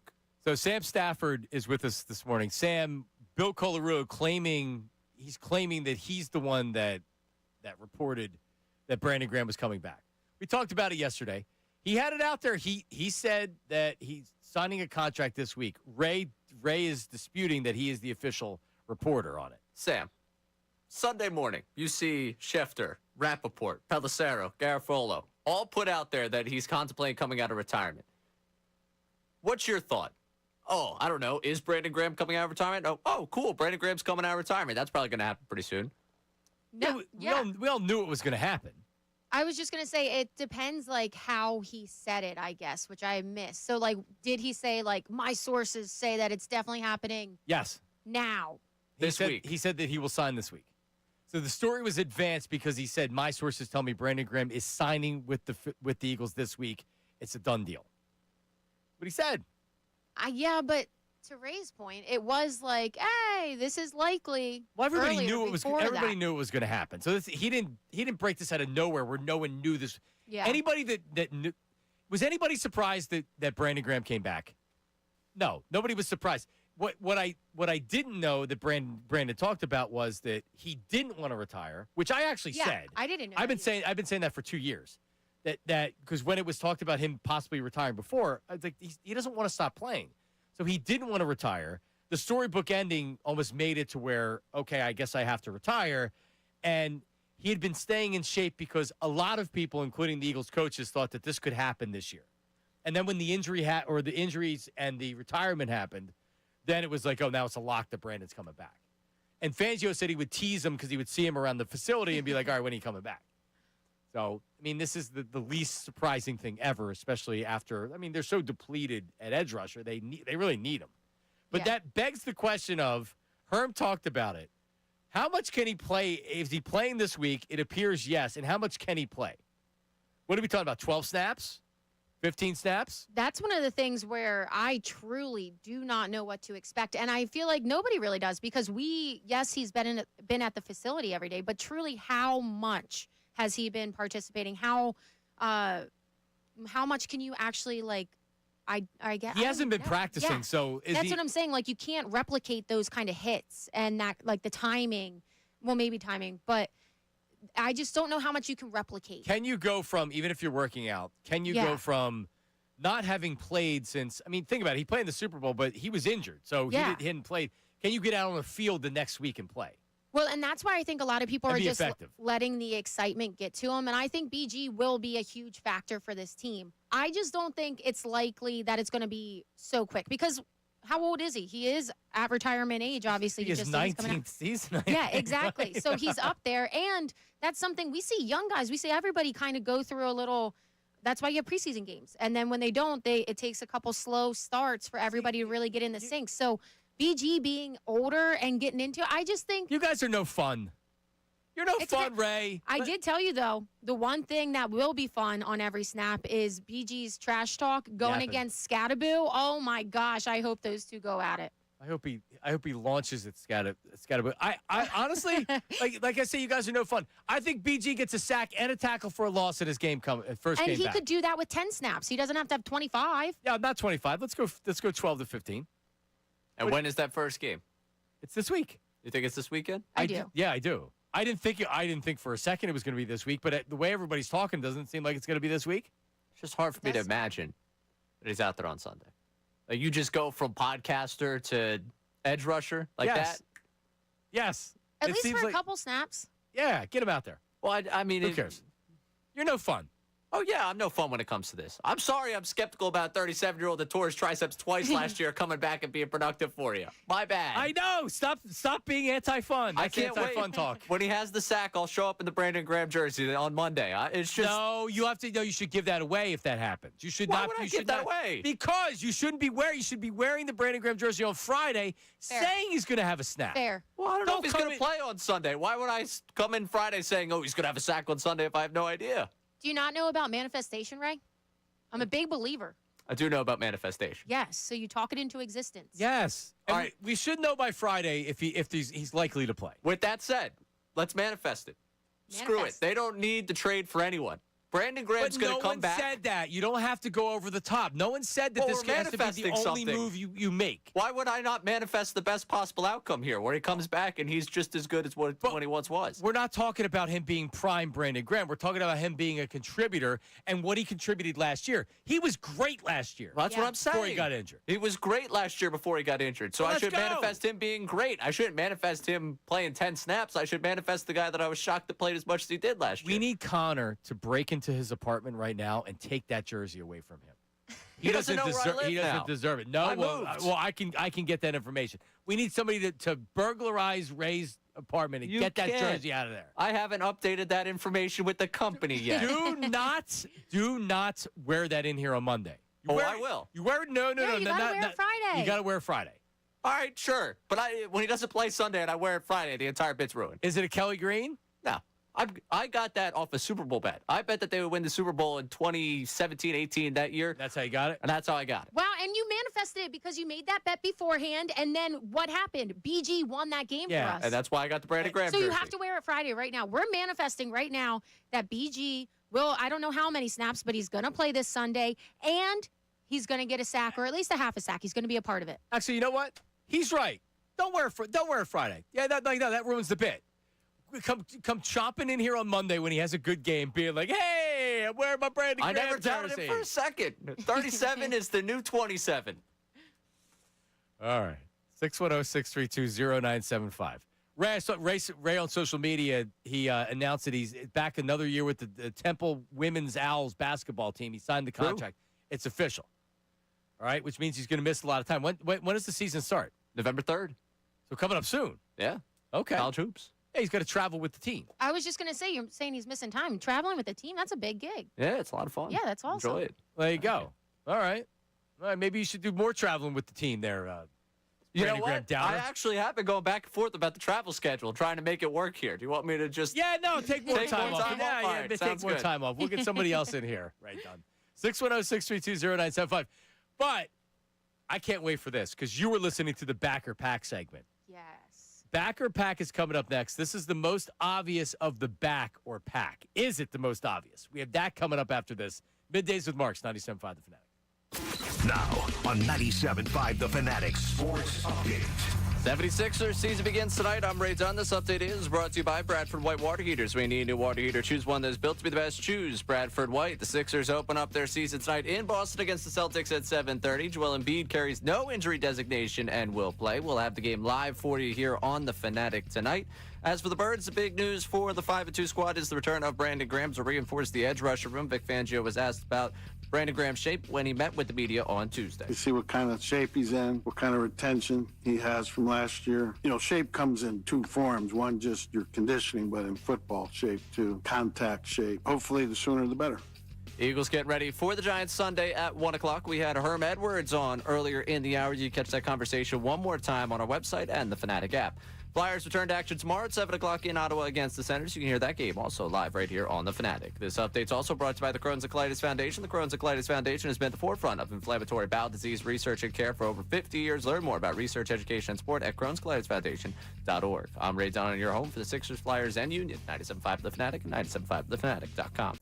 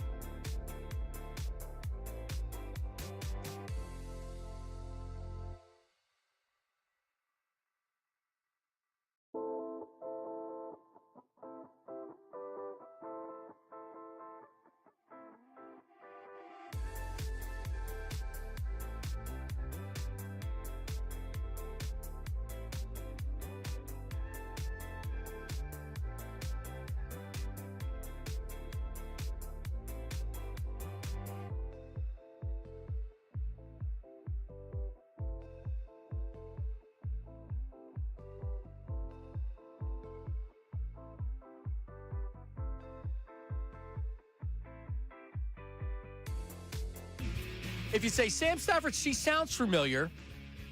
You're on YouTube, like it was Sam Wilson when you worked here, Yes. and you were with Farzy and Trey. Mm-hmm. And My guys. was Pat on the? Pat ended up coming over, but it originally I was on it when Farzetta and Trey launched. So it was Farzetta, Trey, Bob Cooney, Jamie Lynch, me. So our 5-man group. That's quite a show. Yeah, we right had there. a great time. It was like a 2-year run for me, and then COVID hit, obviously. But yeah, it was a great run. So Sam, I'm bringing all the old people back. All right, Sam, Nostalgia is so in, man. it is. Yeah. Absolutely. Well, and like we've worked at Parks here for a couple years Yeah. together, and I needed a baseball expert, and that's why you're here. So this is your wheelhouse right here. It is, unfortunately. Well, coming up. What time are we doing the Sixers? We have Sixers tickets to give away today, Yes, 110. but we're not giving them away. I don't do giveaways. You can, yeah. People have to earn it. We're putting a Sixer in the envelope, and I explained to you briefly before we started the show what that is. So you'll get a chance to win Sixers tickets today. Sixer in the envelope coming up at 1:10. So don't go anywhere. But it's time for Back or Pack. The Phillies season is over. It's over, Johnny. Now it's time to ask, who should be back? And who should start to pack? Pack your bags. See ya. And I wouldn't want to be here. It's time for Back or Pack on Middays with Marks. All right. Fairly obvious. I don't know anybody who would disagree. Nick Castellanos, back or pack? Adios. Sam Stafford. Yeah, I went way too quick there, but adios, Nick. Yeah, it's just one of those situations. I feel like he's just run his course with this team. I don't think he's as bad in the clubhouse as he is with us team per se, because I feel like he is one of the guys. I was telling you this. He organizes a lot of the off day like team things that they do. But when you have a guy that's really just open about not getting along with Topper sometimes, you can't have that back. And it's just causing tension. It makes everybody uncomfortable. And then, like, the comments when Bader first came, how he was, like, making up stuff saying he wasn't comfortable. And then Bader came out and was like, what's he saying? I'm not comfortable. I feel comfortable. So I think he's just run his course. The whole family coming at fans on social media. Not good. It's not good. So hopefully they can get something for him in a trade and they don't end up eating the whole contract. But yeah, hopefully they can get salary relief. 'Cause Yeah. the reality is that I know it's ending poorly. He was a relatively productive player when he's been here. I know. Has he lived up to the contract? He's a $20 million a year player. Like, probably not. But when you look at what he's done in his 4 years, he had 29 home runs in 2023. He had 23 home runs in 2024, and he's really streaky. Believe me, he drives me nuts when he's off. He's not a great defender. He's okay, but maybe I pay attention too much to Instagram or Twitter. But you get a lot of people who are like, he sucked. He was terrible. No, he was actually pretty productive, which leads me into who plays right field, because at least Castellanos, he never was injured. He always played. So now you're going to have somebody be a starter in right field, and who is it? I don't know. Here's your current outfield. This is my favorite thing. Ray, I'll tell you, this is my favorite thing to do right now with the Phillies is to read the bodies they have at outfield right now. Crawford, Marsh, Weston Wilson, Otto Kemp, Rojas, and you would have to re-sign Bader. That's your outfield right now. That's not good. So my thing is, okay, I am notorious for saying baseball, as much as I love it, and this isn't the greatest look for MLB, but it really doesn't matter until after the trade deadline, after the All-Star break, right? So you just got to hang on. So they can make that platoon work with those guys. I want Bader back. But that's also why I never overreacted with Nick Castellanos during the season, because he was somebody that was streaky, but he did enough to get him to hang on, and he came up and played his part when they needed him. And I feel like that's how a lot of this team is. They come up when they need to. And Nick has been somebody in the postseason that he's done great. So I feel like they can get by with that outfield. Obviously, With signing Bader, though. Yes, signing Bader, because I think Crawford, he might take a little bit to adjust, but he better play big, right? Because they've given up so much to keep him. So he better come up and be ready. He looks like he will be after hitting 340 or something in AAA. He was insane. And then Bader, I think that's a thing we argued a little bit.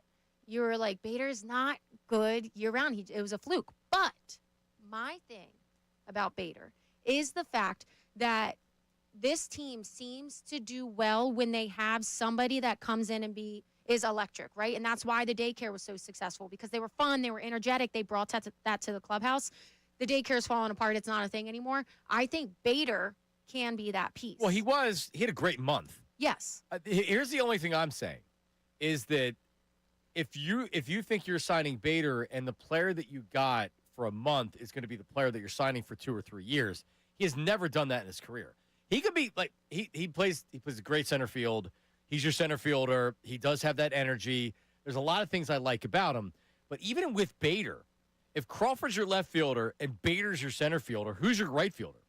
Weston Wilson? You're going to have to sign somebody else, and it's probably going to be a Kepler-type signing if they can afford to do that. And this is back to Dave Dombrowski. He's got to do his job this offseason. He can't just write the biggest check to get the players. You want Trey Turner? John Middleton, write the biggest check. You want this guy? Write the biggest check. He can't do that. So he's going to have to be creative either in a trade, or are you trading Bohm and you're using that salary to sign an outfielder, and then Otto Kemp becomes your third baseman. I had said this yesterday. I don't think Otto Kemp is your starting third baseman after the trade deadline, but I hope he can get you to the trade deadline with Sosa, and then Dave Dombrowski's got to make a move. So you said that about the outfield. I agree. Maybe you have to do that with third base as well. Yeah, I am full on fine with moving on from Bohm. And it's kind of funny because, like, we are like, yeah, like, it's not that much of a drop-off with Otto Kemp. I mean, obviously, Bohm was the starting third baseman in the All-Star game just 2 years ago. Yeah. But that's seeming like that's more of the fluke right there. It's not the consistent what we get from him. So I am full on fine with Kemp. I mean, with Otto at third. But that's where it's just like, to your point, you do have to make some move to bring in some big bat. And it's hard talking about this because there's so many pieces. Like, I feel like it's kind of like that hat game that you see on the board where it's like, where you can never win. Yeah, because you're just like watching it, and it like kind of like that's how I feel like this motion is everything's just going and it's going and it's going and whoever hit. But yeah, so I don't know.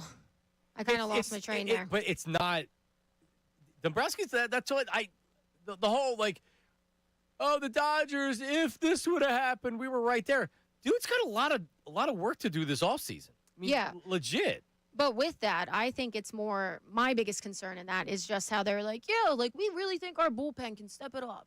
Because that's where, to me, going into this postseason, right, we had a Phillies panel at I remember. Larry was there. Ricky was there. We had, Larry, Ricky, Tommy Green, John Kruk, everybody, like a giant group. And one of my questions was, how confident are you in this bullpen? How confident are you in the hitters showing up? And everybody was like, they look great to end the season. And I was like, that is the same exact thing we said last year, and we saw it. And then now this is the second time that we're seeing it. And then Dave Dombrowski and them are coming out and just saying, basically, they like what they have in the bullpen. I need somebody more than Duran. I need a setup guy. I know Alvarado's coming back, but I need more reliable guys. I can't just keep running it back. Right. Remember Dumb Sports Radio, what we said? What our biggest issue, one of the biggest issues was, and what I think it was most people, a lot of people said the offense, and that was true. Outside of Duran, you're going to get to the ninth inning. Yes. Who's your second best reliever? Yeah, that's what I'm saying. We don't have no any answer. Yeah. You had Robertson, okay. Like, you don't have to give up anything for him but money. Kerkering, who you never want in a high leverage situation, and he showed that. You have Strom, Strom's good.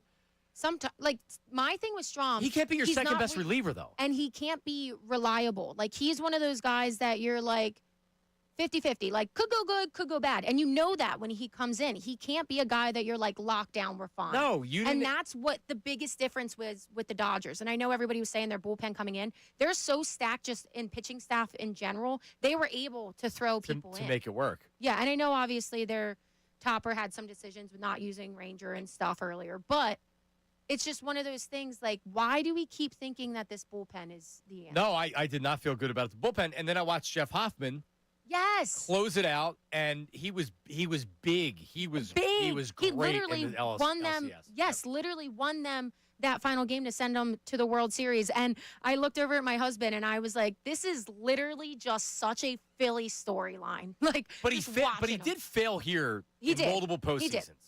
Yeah, which is something that seems maybe it's Philly's bullpen because maybe we're putting too much pressure on them and they can't do it. Maybe it's the fan base. It's the fans. Yeah. We weren't loud enough at the game, Ray. It's your fault. They priced me out. That's why. That's what happened. Oh, Wait. stop. To your point real quick, that's why I was at game 2 of the NLDS and personal witness that the fans were just pouring it out. And this is why I'm so big on Bader and something needs to come in to like electrify this team. Yeah. Because it felt like if you've ever watched What We Do in the Shadows, the energy sucking vampires, that's how they felt. Like they were just so like monotone. Like where we used to see Bryce where everybody would be like, yeah, and you'd hear the roar and he'd be like, The guys they're not giving moments for the fans to go nuts. they're just sucking it out. And then it got to a point where they weren't doing anything and the fans were just like, why are we still screaming? And then you get Bader coming in, the pinch hit, and did fantastic. At least every time he comes in, he's having a good at bat. Yeah, I mean, he's a player. Your outfield looks thin. All right, coming up, we're going to hit the text line, 610-632-0975. Ray has some good tests, and we also have an angry listener about sports manifestation. Look what you got started here, Sam Stafford. I know. I'm excited to hear it. All right, that's coming up next. Middays with Marks, 97.5 The Fanatic. Start your morning off right with some coffee.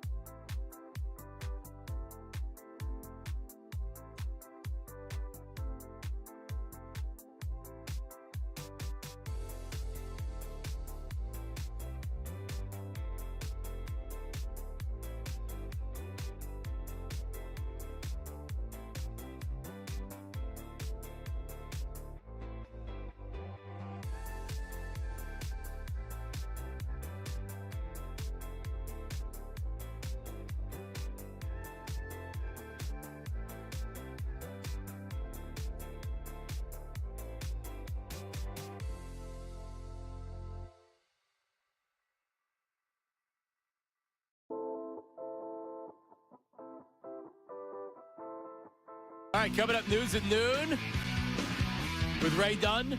So what happens when you're calling a Temple Owls women's basketball game? Does the news at noon continue with somebody else? Usually, yeah, we have a fill-in anchor, yeah.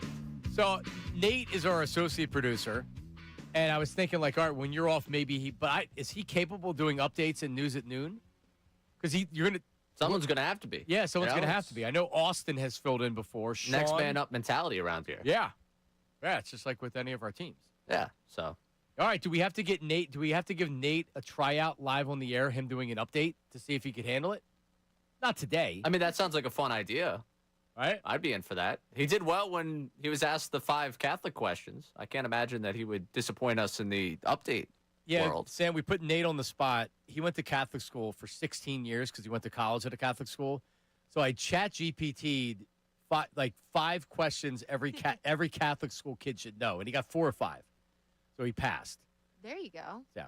That's a pretty impressive. I did hear you teasing that. I was driving in, but I never heard the outcome of it. Yeah, he got it done. He hit the over. A lot of people in this building doubted him. Including Ray. I did not. Were his answers like confident? Over. No, you went over after you heard the questions. Correct. Okay, but before you were saying under, and then you heard the question, you said, because I agree. When you heard the question, it's like, he'll get 4 at least. Oh, yeah. If he didn't, I would probably, if I was his parents, send him an invoice for all the Catholic schools. Yes, I agree. You should have to pay a little bit. To be fair, I took 8 years of Spanish. Can't speak a lick of Spanish.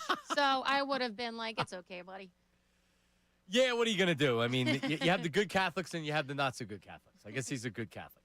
All right, so News at Noon coming up here. So tell me what we're talking about text line-wise. You said there's an angry listener about something. Yeah, we have an angry listener. Well, we talked about sports manifestation. Herm Edwards never said explicitly that A.J. Brown would be traded. Once again, this is an interpretation of words that is not the direct point. This is the 3rd time in the last 7 days that the middays of 97.5 has an A.J. Brown trade being on the horizon. Herm also said the team was understanding of Brown.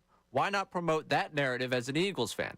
If you want to talk about manifestation, then stop talking about A.J. Brown being traded at the end of the season. Okay, Rob so from get this. It was Rob from Glenside. Thank you for the message, Rob. Get the cut because maybe you put your finger in your ear for what I said, but he did say that everybody in the locker room knows what AJ's doing. They're more or less just like, yeah, like that's what AJ does, and they're used to it. So I did say that.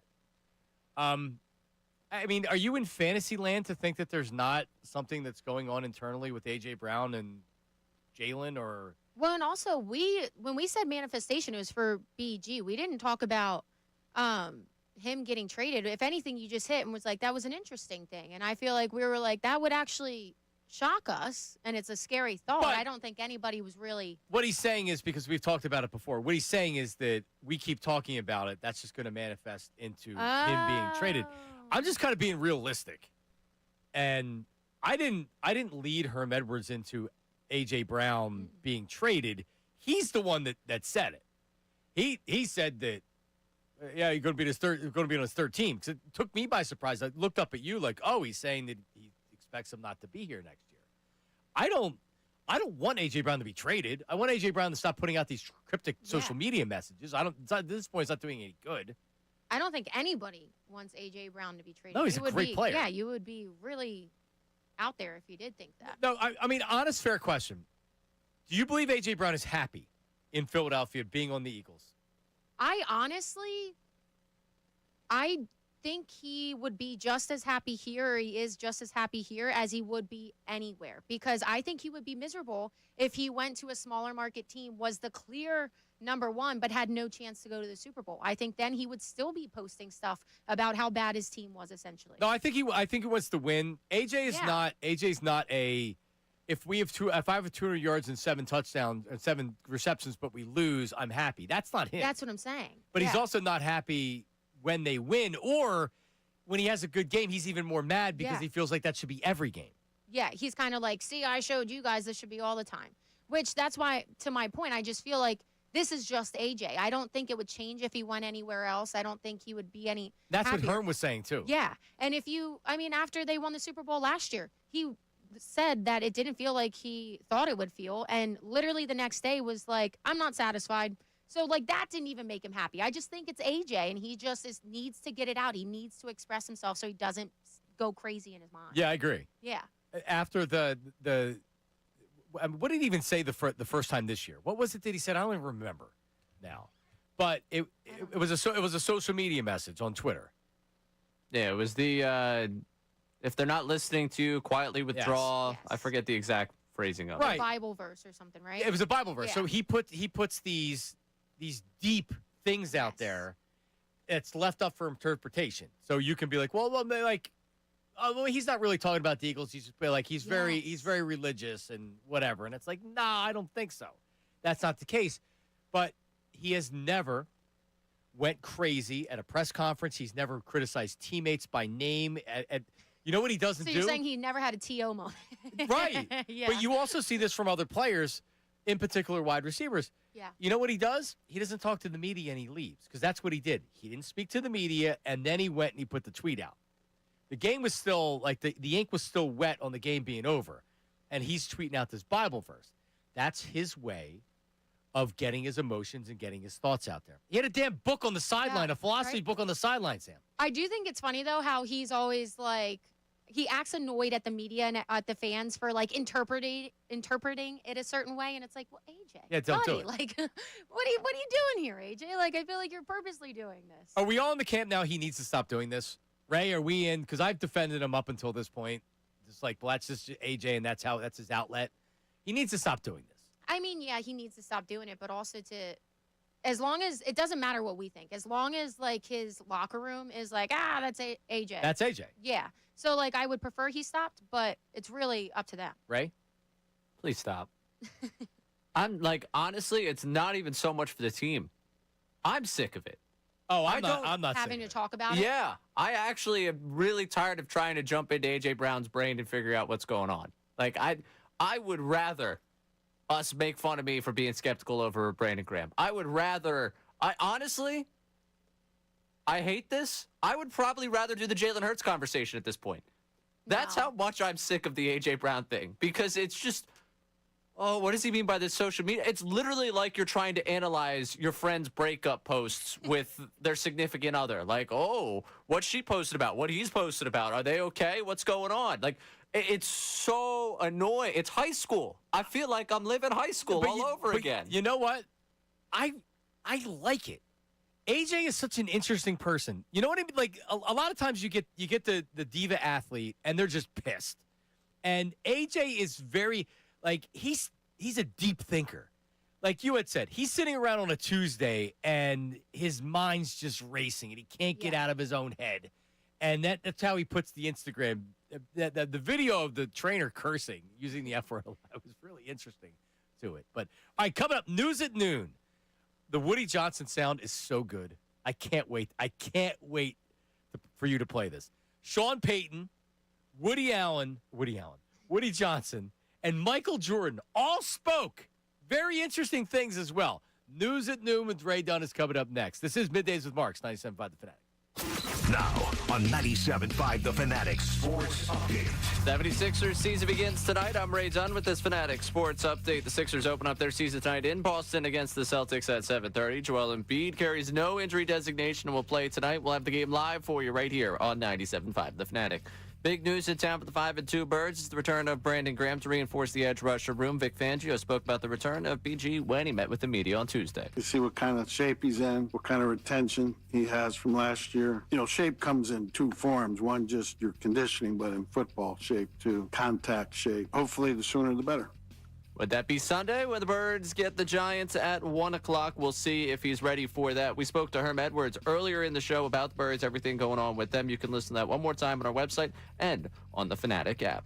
Flyers return to action tomorrow at 7 o'clock against the Senators. You can hear that game live right here on the Fanatic. This update's brought to you by Macy's Backstage. Macy's Backstage is a whole department inside your Macy's store where you can find all the looks, all for under $30 with new arrivals every day. You never know what you'll find. Find a location at Macy'sBackstage.com. I'm Ray Dunn on the home of the Sixers, Flyers, and the Union. 97.5 The Fanatic and 97.5TheFanatic.com.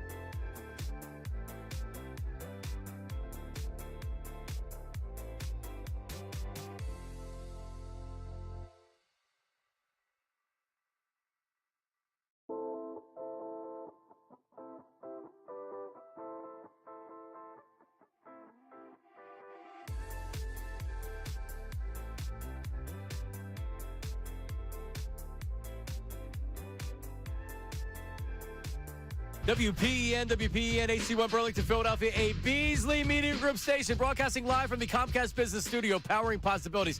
News at noon coming up in a second. What the rivalry that's going on, I feel like I'm caught in the middle. I almost feel like the Eagles, the rest of the team with AJ and whatever's going on. The rivalry with the morning show and Bill Colarulo, and I'm Team Bill with everything. I'm Team Bill with him breaking the BG news, but I'm Team Bill. You know, I stand in solidarity with Bill. But what is the problem with them? I don't want to be involved in their fights. And this is just ancient history at this point. I mean, these two sides have been going at war for a while. Yeah, you're not going to solve anything. I mean, you couldn't get more childish than Bill Colarulo. He just you really can't. You really can't. Now, wasn't there a message sent yesterday during We Hear Ya that was aimed at Colarulo? Or? Oh, yeah. I think Dutz also has a problem with him now, too. So our YouTube producer's at war with Bill. Brandon Dutz, our YouTube producer, apparently is at what? See, cancel Colarulo or Colarulo. Yep, hashtag cancel Colarulo. But why are all these people having a problem with Bill? That's my question. Because Brandon Dutz is a nice enough kid. You know what I mean? I couldn't imagine that he's just unsolicited going after Colarulo. So Bill Colarulo seems to have all these detractors. Not me, but I'm just saying it's interesting. Hey, listen, you go stand on that island. That's all right. Hey, you do what you need to do. You stay with whoever you want to stay with. Yeah, because, we're like... Hey, listen, my focus is 10 to 2. 10 to 2 is my focus. They have a rivalry. But you also have a rivalry with Ricky, which is Not independent really. of him. No, well, he has a rivalry with you. Yeah. I've been told. I've been told by management 10 to 2. Okay. That's what my official statement is now going forward. Yeah, Ricky is... He knocked Ricky out at knockout. Okay, I was going to say, if you ever do anything to Ricky, you will hear about it for the rest of your life. But the eyes change when he sees Ray Dunn. The eyes go from Ricky eyes to piercing eyes at Ray. You should see it. So I want to make this very clear before I walk out and Ricky gets upset with me. You brought up knockout. Again, I'm not bringing it up. People continue to bring it up. It's not me that continues to perpetuate this. I really don't want Ricky to kick my ass today. So you're going to knock him out again this year?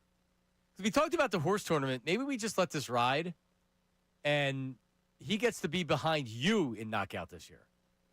Well, I worked my way up to get behind him. I was knocking people out left and right, man. What are you talking about? This was a big day for me last year. I'm just trying to set it up to where you guys are at some point going to have to face off and square off against each other. Last thing I want is that one of you are already knocked out, and no, you need to start off.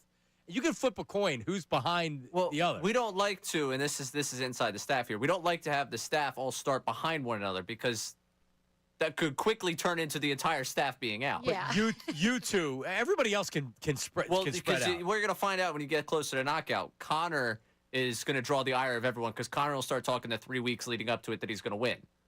That's beginning of March. That's usually around the time where Connor begins letting everyone know that he's an athlete. No one else here is.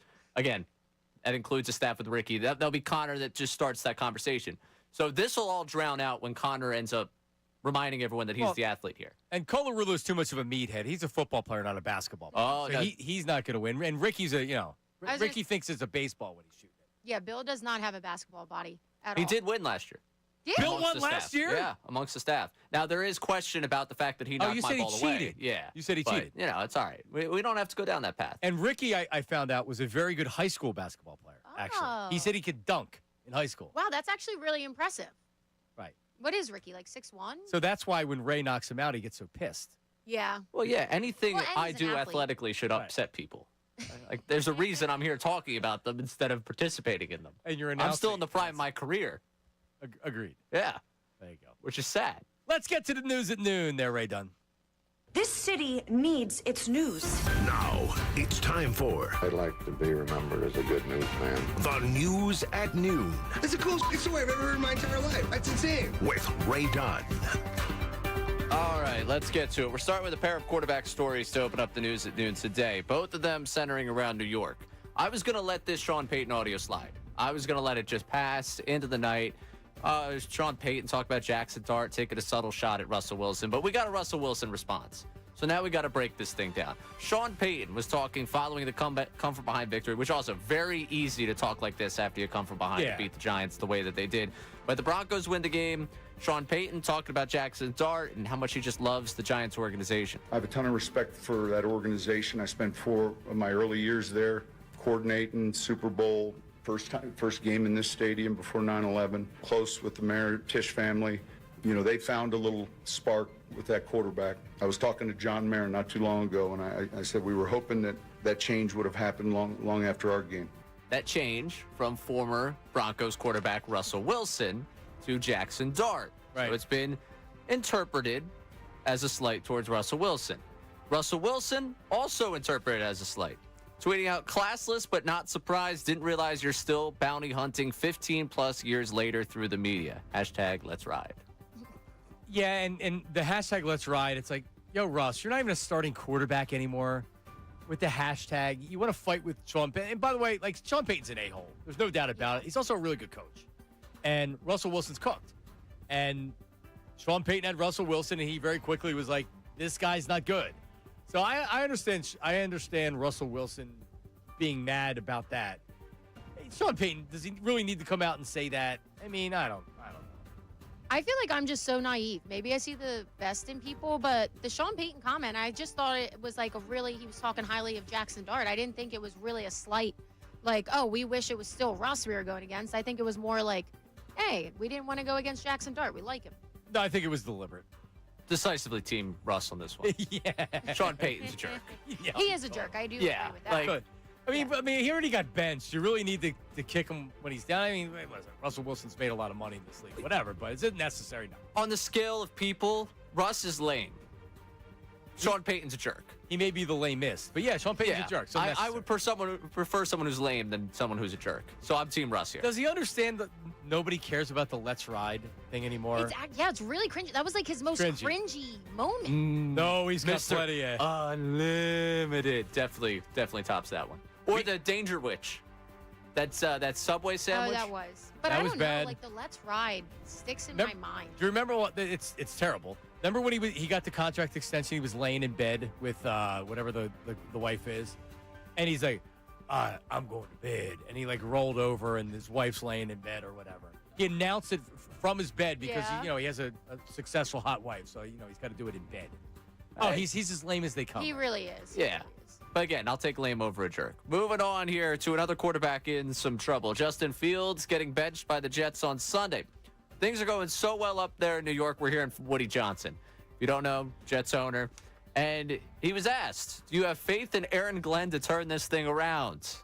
The answer did not have much to do with Aaron Glenn. Well, it looks like he's turning around parts of it.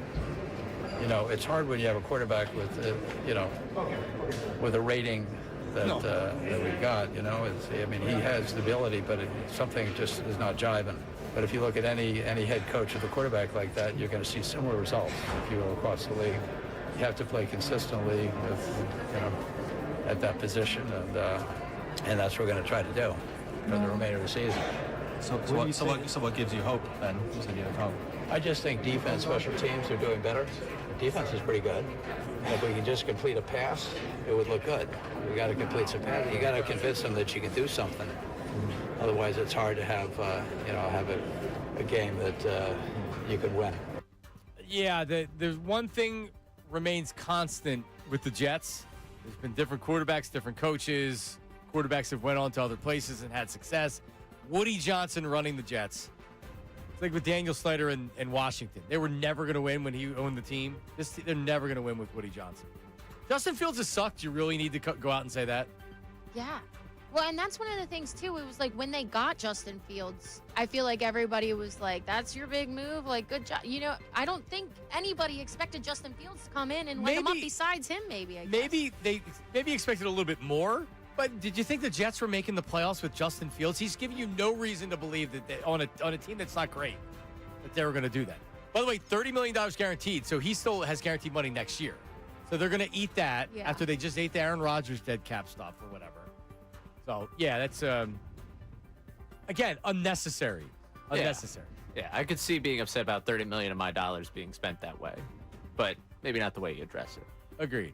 All right, last one for you here. NBA on NBC returned last night, brought Michael Jordan back to our television. MJ claims he doesn't play basketball anymore. Take a listen to the last time he picked up a basketball. Do you ever pick up a ball and just shoot? I haven't picked up a ball in years. No, come on. Just like walk past. There's got to be a hoop somewhere at your place. You don't see a hoop anywhere around here, right? I don't. But It's a seriously, reason. It's the a last reason. time you It's a picked up a reason. basketball and shot it. I was at the Ryder Cup, and I rented a house from the owner. Sure. He came over to do pictures. He had grandkids, and I was meet and greet and thank him for allowing me to stay in the house. And he had a basketball court. He says, "I want you to shoot one free throw." I said, "Really?" Now I already paid for the house. It's not like he got to see me. So when I stepped up to shoot the free throw, it's the most nervous I've been in years. Stop it. In years. Stop it. Come on.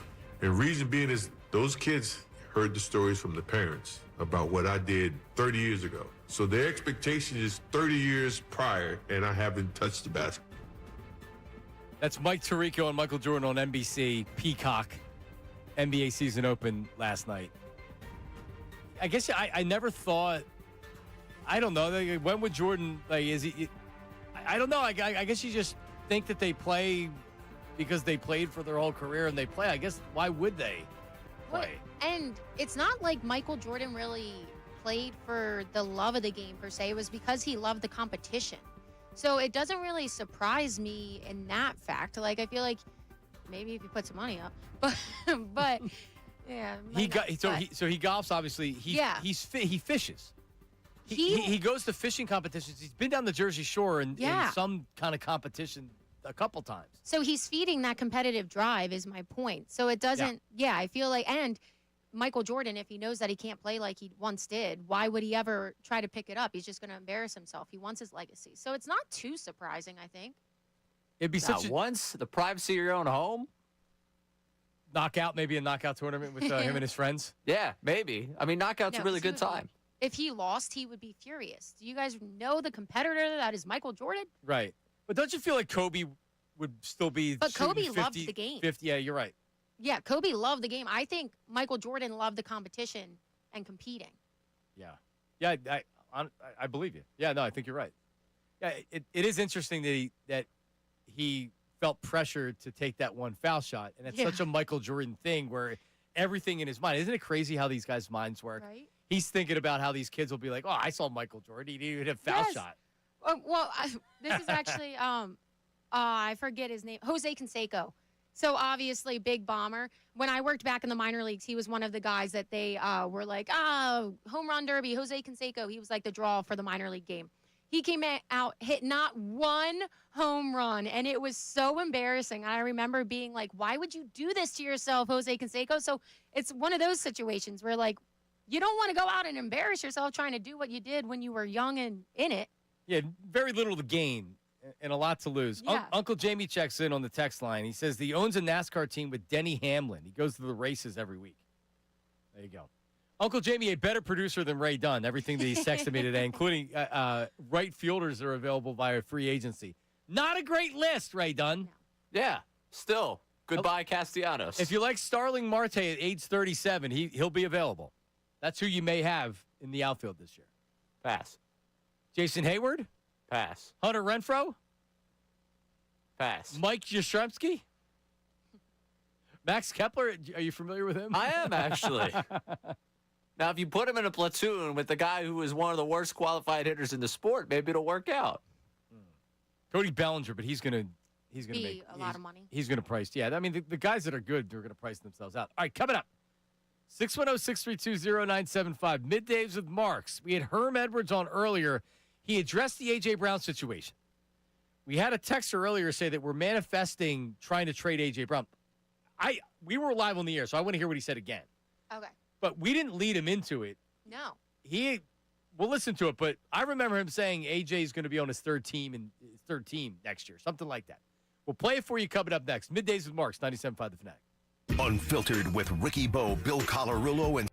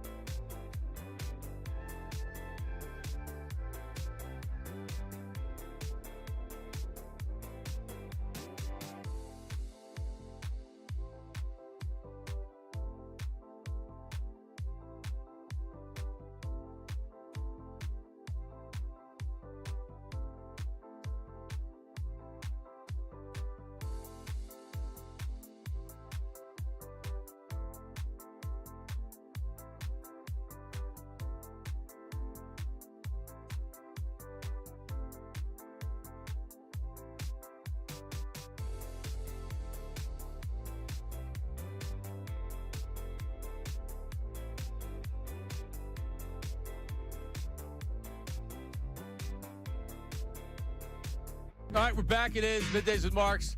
Kevin Foley, who made his debut on the show last week, joins us at 12:55. And a lot of times, I talk to Kevin. He, long time NFL Films executive producer, played collegiately quarterback at Maryland. South, one of the best quarterbacks in South Jersey history. So we were talking or whatever, and I'm like, yeah, let's bring you on. And you don't know what you're going to get when somebody comes on the radio or whatever. You're like, it's worth a shot. He was really good. We got off the air, and it was like, wow, he gave us a lot of great stuff. So he looks at the film, and he breaks it down, and he explains it to students like me, so I can understand it. He's coming up at 12:55. So last week we talked a lot about what was going wrong with the Eagles. I want to know this week, how much of this was coaching that we saw against the Vikings, or how much of this was guys are just making plays, man? So we'll talk to him coming up at 12:55. A 76er in the envelope, 110. Ray Dunn? Yes, 110, and then after that, little season preview, we'll talk prop Sixers. bets. Yeah, little look at the season for the Sixers. They start tonight. They do. I got the sweatshirt on and everything. That was very nice of you to do that. Salciunas was also wearing a Sixer sweatshirt. I elected not to. Dylan's got one on. I'm fired up. You guys are all fired. Hope springs eternal, man. Pair of tickets to the Sixers against the Hornets. That's Saturday the 25th. That's the opener, right? Home opener. Yeah, it's a home opener. October 25th. All right, so that's what you're going to get. Sixer in an envelope. So if you don't know how it's played, I'll explain more coming up later. But that's at 110. So don't go anywhere. All right, so this is Herm Edwards. I'm curious to hear how it sounds for the second time, not live on the air. We asked him about AJ and the dynamic.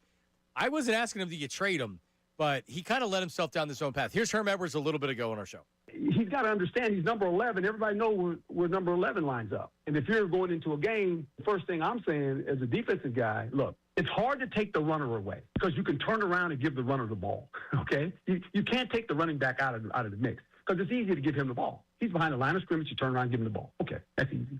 Wide receivers, well, you got to have a plan. How do I get this guy the ball? And you got to move him around. And I think they're doing it. Get to move him inside the slot sometimes, put him at Z, put him at X, send him in motion. Do whatever you got to do and say, hey, man, you good. And if he ain't good with that, then you know what? After this year, I don't know, he'll probably be on his third team. This is the way it goes. There's a reason he left Tennessee.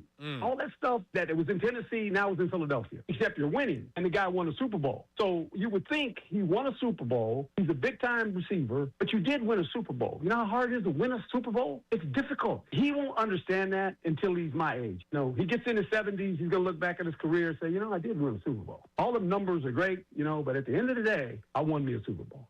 Wow. Yeah, it hits even harder hearing it for the second time. And he's too in the moment.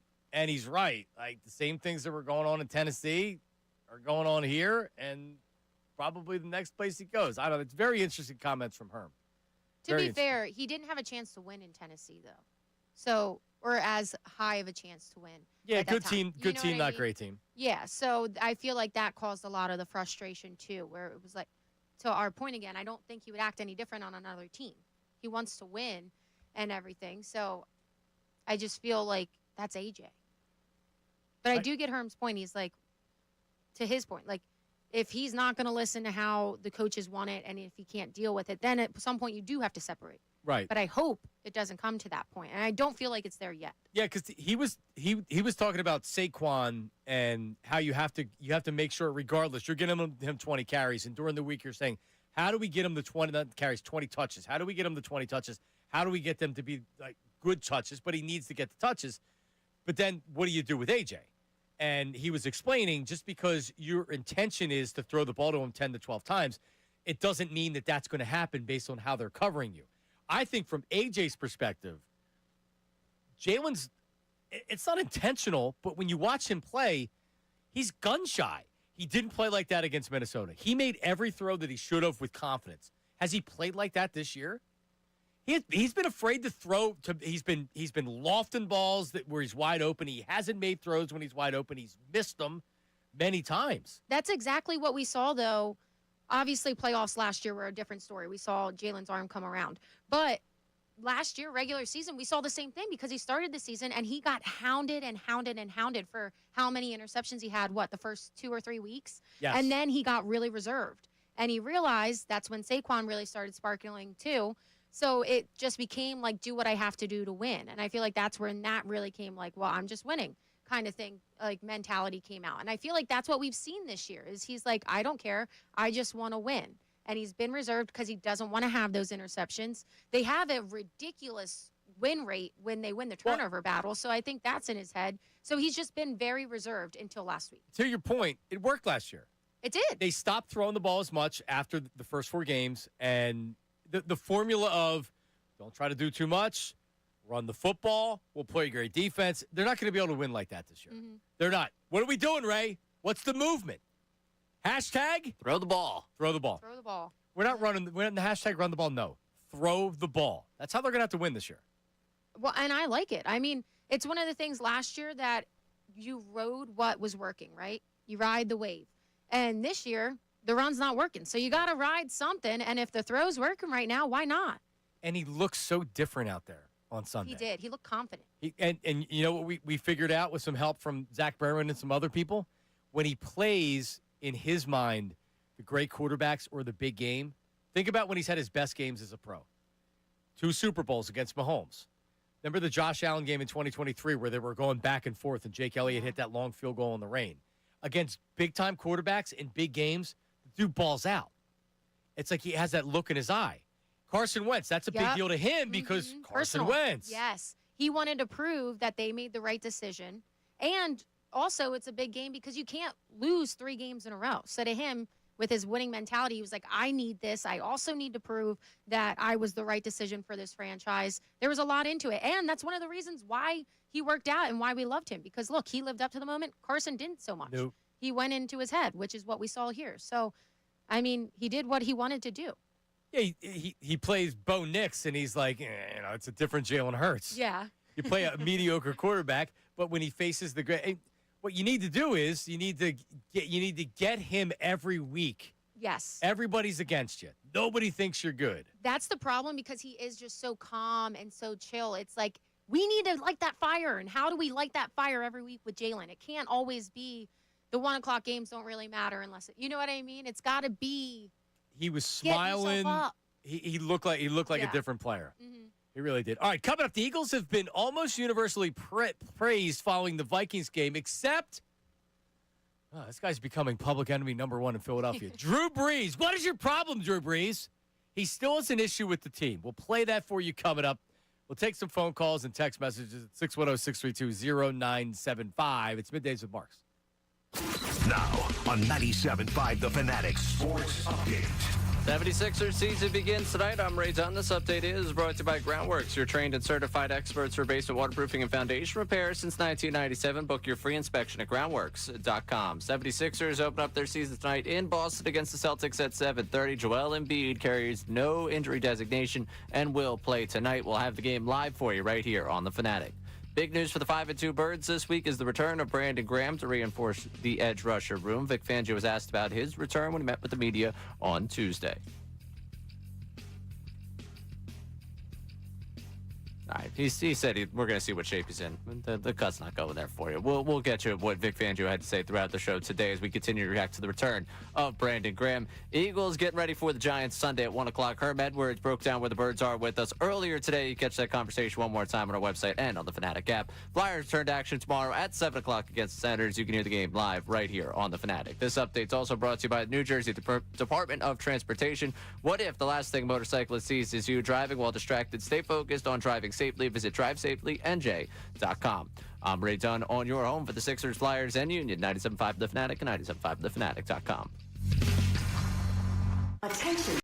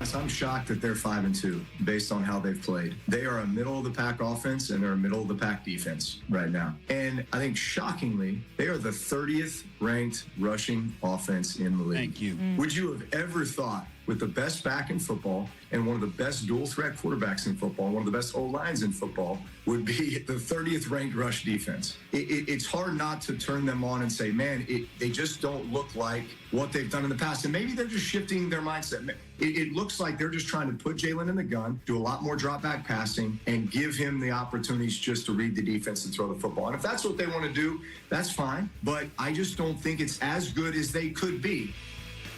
Drew Brees on First Take. But he's on First Take. So when you go on First Take, you have to have a take. You can't just go on there and say, yeah, Eagles are all right. I think they'll be okay. No, you got to have a take. But let's actually put some time into it instead of just looking at the stats thing and being like, 30th ranked. Like, let's look into this. One of the teams with the hardest schedules, they're coming off a historic running back season. You think he's going to be able to just play at that level forever? Right. And the injuries on the O-line that really contributes to a running game. Like, come on, Drew. So you just gave better insight than Drew That's Brees what I'm did. saying, because he clearly just looks at the stats. He said, I'm going to go do this for my career. You guys give me some stats, and I'll make a storyline. No, you said it. Yeah. A producer, because I don't watch the show, but that's what you get. And you with all the debate shows, you'll get Nick Wright being like, frustrating. so they are 29th. And it's like, okay, so the producers are giving you these things so you can come up with this stupid take that I don't care. They're making a lot of money doing it, so I guess you can't argue with the format. But, yeah, that's what it came off to me, as being, how about give me some real insight? Like you had said, hey, Drew, and I don't know if he said this for the rest of the I didn't watch any of it other than that clip, but how difficult is it to win year after winning a Super Bowl, coming back? Well, in 2000, and when they win, 2009 and 2010. Here's something Andrew DeCecco, our Eagles insider, was I was talking about with him off the air. Everybody talks about the carries and the touches that Saquon Barkley had including the Super Bowl. The offensive line was involved in all those tush pushes, all those runs, and they're beat up this year. And they were beat up when they were doing it last year. Yep. So they didn't recover. So for all the talk about is Saquon Barkley going to be healthy enough, this offensive line's not healthy enough to do it. Yeah, exactly. And that's where it's just so frustrating with Drew. And it's one of those things, right, where, like, if you're trying to make a name for yourself in broadcasting, you want to spark debate, you want to go viral, come at Philadelphia because we're going to clap back. So I do understand that as well. But it's just that lazy narrative, and it's always just the attacking, like, this team's not good enough. But yet they're proving that they're good enough. Right. You know what I mean? Like, saying, that he's shocked that we're 6-2. Why? Because if anything, we were shocked when we went 4-0 because that was such a hard part of our schedule. You know? So it's like, yeah, you could be shocked in a way, but don't make it seem like it's because they're not playing well enough. Yeah, the 30th in rush defense and I think everybody would agree that the Eagles haven't particularly played great, but the fact that they are 5-2 and they are and no one thinks that they're playing great football, isn't that a positive thing? I don't know. Like you had said this when we were talking about it earlier, where there is a level of jealousy because Breeze had been critical of the Eagles and Jalen Hurts prior to this. There is a certain feel of jealousy. Think about who are the most critical voices out there against Jalen Hurts over the last year or two? Chris Sims, Chase Daniel, and we were just saying that former quarterbacks. Yep. Drew Brees, Super Bowl winning quarterback on obviously a different tier than those other guys. But you think Drew Brees doesn't look at this team and say, well, damn, A.J. Brown, Devontae Smith, best offensive line in football, Saquon Barkley, Dallas Goedert, man, I would win 5 Super Bowls with this team. Jalen Hurts, he can barely pass the ball. What are we doing? And you get a guy like Chris Sims who he didn't have a great NFL career, or Chase Daniel backup. These guys are jealous because they say, if I had that team, I could have been a starter and I could have won. 100%. They definitely think if they were in in his position, they would have done more with it. But then also, you look at kind of like their mindset of liking that classic quarterback. So, like to Drew Brees, he was known for his phenomenal arm. So for somebody like that, I think he looks at guys like Jalen Hurts who truly are just good competitors and good athletes, and that's why he has success. And Drew's like, well, my intangibles are so much better, blah, blah, blah. And I think that factors into it because they're just like, no way, like, would he beat me in a throwing competition? But that's not how it correlates, you know? Like, that's what I feel like goes through these guys' minds. And it's like, it doesn't matter. He's a better competitor and athlete. Like, all right, here's another one. Cam Newton. And, and you would think that Cam would have a respect for a guy like Jalen Hurts. No, he doesn't. No, Which he is doesn't. Insane. Jealousy. And especially coming through, like, knowing what you have to do in just this day and age, being a black quarterback and leading a team and having success. You would think that he would have his back and be like, we're brothers in this. I get exactly what you're dealing with and going through. And no, he just joins right in and goes at him. It frustrates me to no end. Because he says, I'm a former MVP, and I can throw the ball farther. Like you were saying, I throw a better ball. I'm a more dynamic player. And you know what? You wouldn't fall on a ball in the Super Bowl because you don't want to dive on it. Because you're not a competitor and an athlete like Jalen Hurts is. You don't have that dog mentality.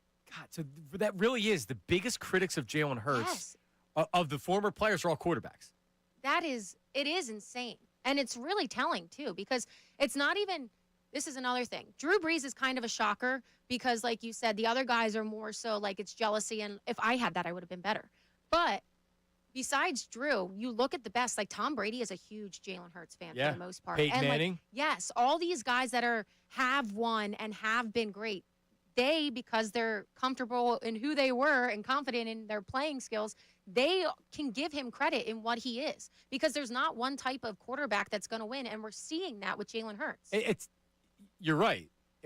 I don't have to crap on him because it makes me feel like that. Oh, maybe he's better than me. No, they respect. They him. know how hard it is to win. They do, and a guy like Cam Newton, was had a he had a good career. He did. Is he a Hall of Famer? I mean, I don't even. Yeah, I don't think he did enough for that. Yeah. But he obviously when he sees Jalen Hurts play, he's like, man, I'm better than that guy. No, you're not. Right? You're not. And let's not act like Jalen Hurts wasn't in the MVP running for a number of years that he's played. And it's just and Cam Newton just sounds so silly when he's trying to have these debates. I can't believe they still bring him on. I think he's like getting his own show on something. But yeah, it is just frustrating because it's just one of those things like they look at the game as if it's a combine forever in those skill sets, to your point. Like how it's just like, I can throw a better ball. I can do this, blah, blah, blah. But how are you in the game situation? Ray, Mount Rushmore of Jalen Hurts haters. Chris Sims is the biggest statue. Yes. Yeah, absolutely. Chris Sims. He has gone back a little bit on what he said, at least last year. And then I feel like this year he came back in at it. But right. That's what he normally does. Yeah, Sims. Newton is a new addition to that. He's a big one.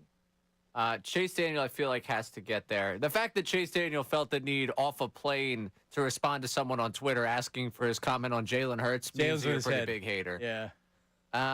Chubby Chase has to be on there. I will give Greg Olson some props because last year he was a major hater on this offense, and Jalen, he's kind of changed his tone this year so far. Huh. So I think he's redeemed himself a bit. All right. Cam Newton, Chubby Chase, Chris Sims, and Drew Brees. Yeah, Drew Brees. But doesn't Brees feels more like the Eagles' entire team. Agreed. Brees feels like there's some coach in the staff that wronged him at some point in his career. He comes off as being a hater. He does. Yes. And by the way, Drew Brees was horrendous. Remember, he got a job right out of playing. He did NBC stuff, right? Was he? Yeah, he was doing Football Night in America. Yeah, he was bad. Yeah. He was really bad. So now I think he's trying to get back into the broadcasting thing. Oh, and he ends up on First Take. Yeah. Coming at Philly, trying to go viral. Get a new stick. Yeah, he does come off as being a major hater. I mean, does it seem genuine? He does seem like a hater, though, doesn't he? I mean, it's a pretty easy route if you wanted to live in a certain lane. Like if you want to just take shots at the reigning Super Bowl champion, that's a pretty good way to get yourself out there. Well, and to his point, it is hard to run it back, even though I believe that we will. It's hard to run it back. So at some point in his mind, he's like, there's no way they're going to do it. I'm going to be right at some point. Yep. Well, that's the way you do it. You always throw something out there and spin it to you or right all along.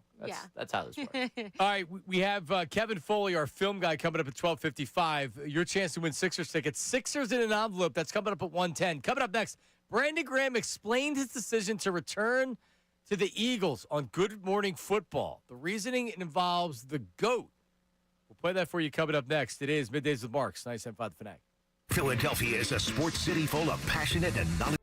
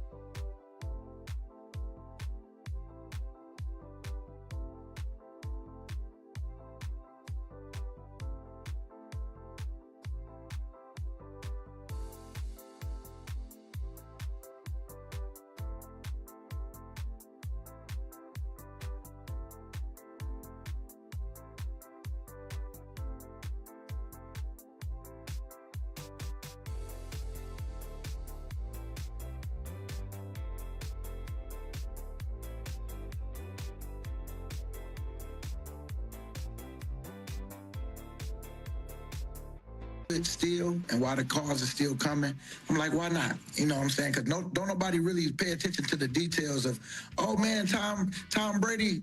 All they know is Tom Brady won seven Super Bowls, and they don't say like, oh, he came back for one more time too. So I figured I'd go ahead, come on back one more time if the opportunity come itself. You know, because it's still gonna be the legacy of me winning 2 Super Bowls. And all that stuff. So going out on top was cool, but of course I still felt like I still had stuff in the tank to go do it, go make another run. Yeah, it's Brandon Graham on Good Morning Football. Don't worry about it, BG. I ain't worried about it. We're not worried about it. Your legacy is cemented. There's nothing that only phony balonies like Ray and Andrew Salciunas are going to be like, but the lasting image is Brandon Graham playing for a bad team and tearing his tricep. No one's going to. Ray will remember that, not me. Right, Ray? Until you give the proper context to what I said, I'll just sit here and make a very awkward silence. But that's what I heard. I heard Andrew Salciunas It might have been yesterday morning, but he was talking about how Kelsey, like with Kelsey, all he'll remember. You said the same thing. Remember with Kelsey is him crying. See, there you go again. All he'll remember. It's not all I remember. Okay, so then you explain it. What I'm telling you is I don't like that my last image of you will be you crying next to Jeff Stoutland. I don't like that my last image of Brandon Graham could be him being carted off. We got a beautiful ending to the movie. The story ended so beautifully. Why do we have to mess with that? But because you're a viewer and not a writer, and sometimes the writer of a movie or a book and how many or Hollywood TV sequels suck? But it's not a sequel. Like this is the ending of his story. It's not what this is part of it. And if The Office ended after Steve Carell left, it would have had a better run. Well, if Seinfeld stopped after Larry David, we wouldn't have got that finale. But he came back. Yeah, and that finale sucked. Well, I know it did. How many seasons did The Office have without Steve Carell? 2+. Yeah. Did you leave somewhere? I think it's season 7. I never watched it. So yeah. Me either. I wasn't sure. But Seinfeld, like, that's what I'm just saying here. Like, they wrote the perfect ending. That's the thing about this. And I think it's funny, and this is very funny to me because I guess maybe I'm the only one that remembers this one. I remember old man Brady coming back and that Buccaneers team being bad. That like, him unretiring, I absolutely remember.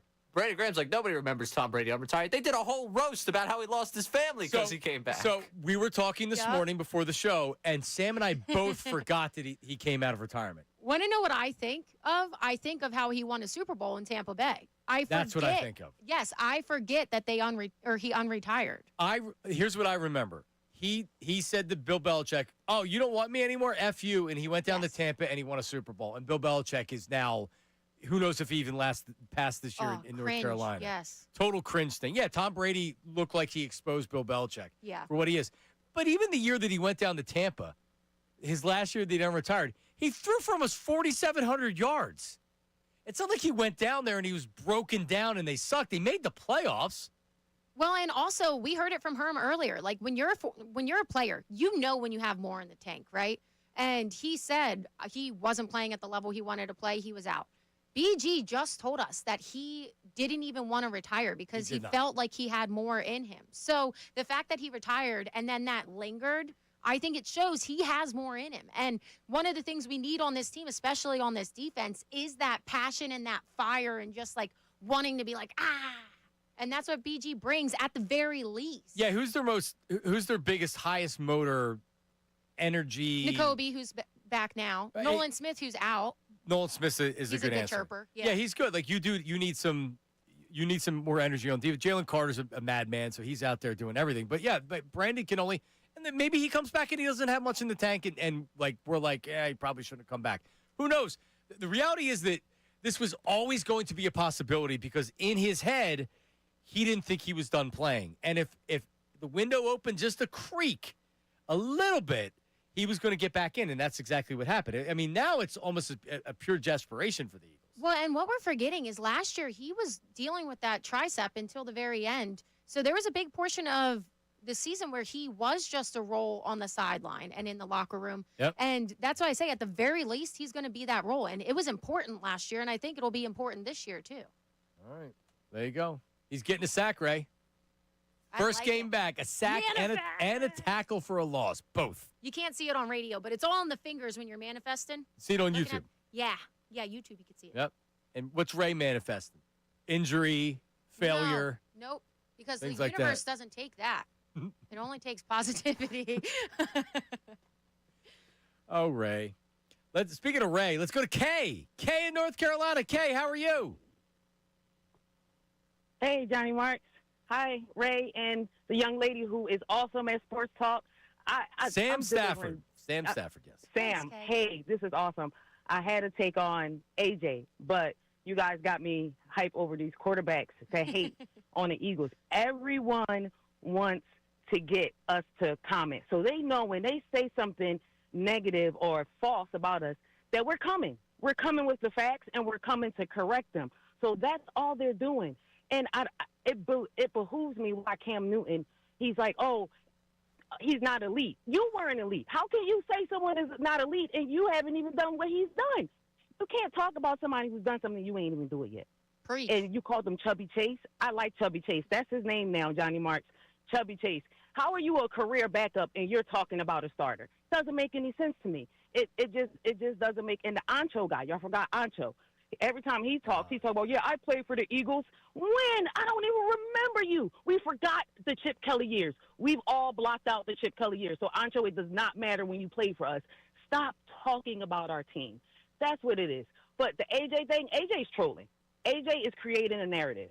AJ says, you want to make up a narrative, I'm going to say something after every game, and you guys are going to talk about this, and I'm going to have you guys talking about this versus making up some foolishness, and then everyone is running with that. That's just how I look at it, so I can continue to like AJ. Because if I looked at it any other way, then I would start to not like AJ. But I think he's trolling, just to be honest. I think he's just trolling just to keep the narrative where he wants it to be. Other than that, I'm going to, get off and finish delivering my packages and keep listening to this great sports talk on this radio station. You guys rock. Go Birds. Thank you, Go Kay. Birds. Appreciate it. That was a great call. Yeah. She was rolling through. Passionate. I loved it. Kay's my girl. Yeah, remember when with the AJ tweet, and then he had to come and talk about it, and he admitted he was frustrated. He pretty much told you that wasn't a troll job. I don't. He's not trolling. He's an emotional, interesting. I don't. A lot of times with guys that cause trouble like this on social media, they can't help themselves. I don't like it.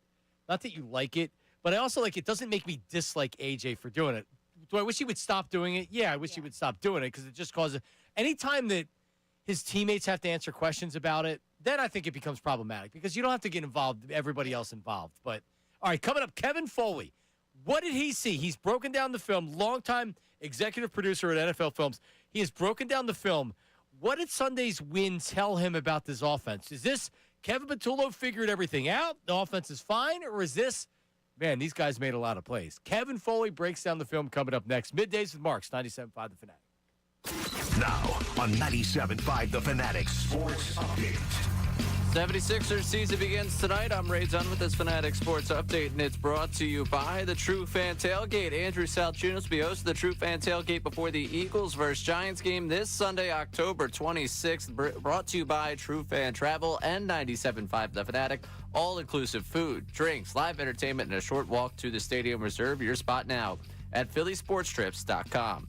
Sixers open up their season tonight in Boston against the Celtics at 7:30. Joel Embiid carries no injury designation and will play. We'll have the game live here for you on 97.5 The Fanatic. Big news for the 5-2 Birds this week is the return of Brandon Graham to reinforce the edge rusher room. Vic Fangio was asked about BG in his presser yesterday. You see what kind of shape he's in, what kind of retention he has from last year. Shape comes in two forms. One, just your conditioning, but in football, shape too, contact shape. Hopefully, the sooner the better.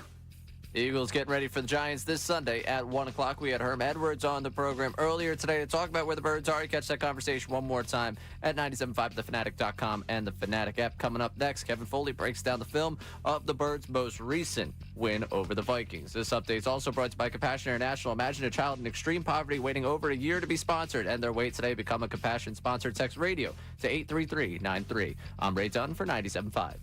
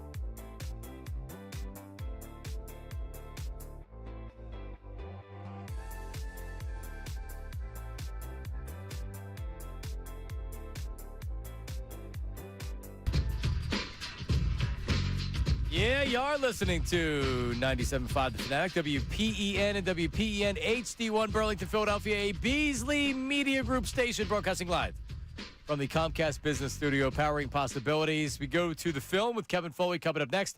110, Sixer in an envelope for a pair of tickets to the home opener.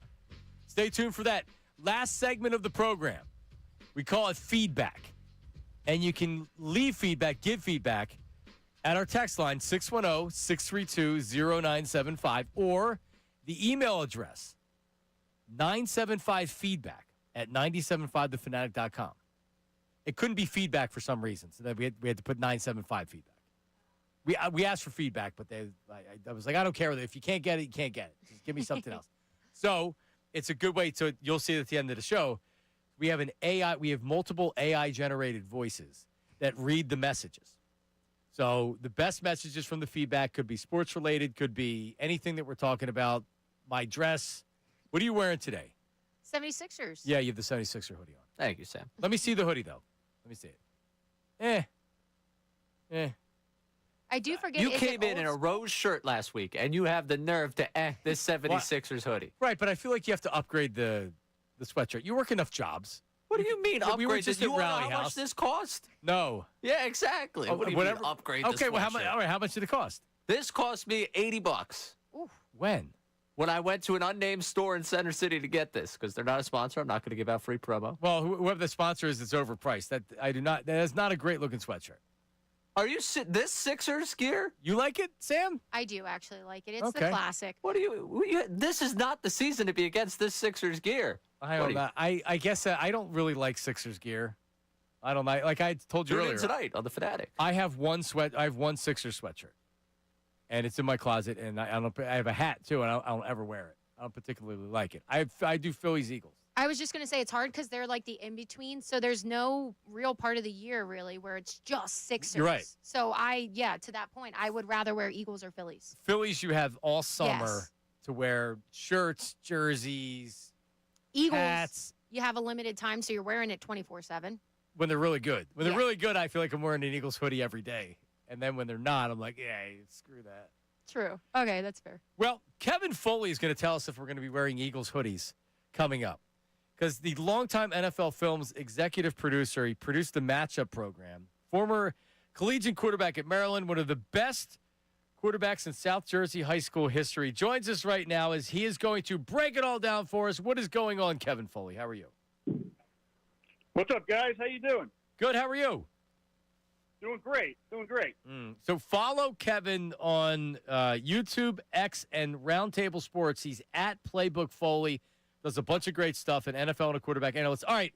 So here's, I think, every fan's question after the Eagles win. Was the second half of the game, was that as Nick Sirianni came out and said, oh, we made great adjustments. Great job by KP with the adjustments.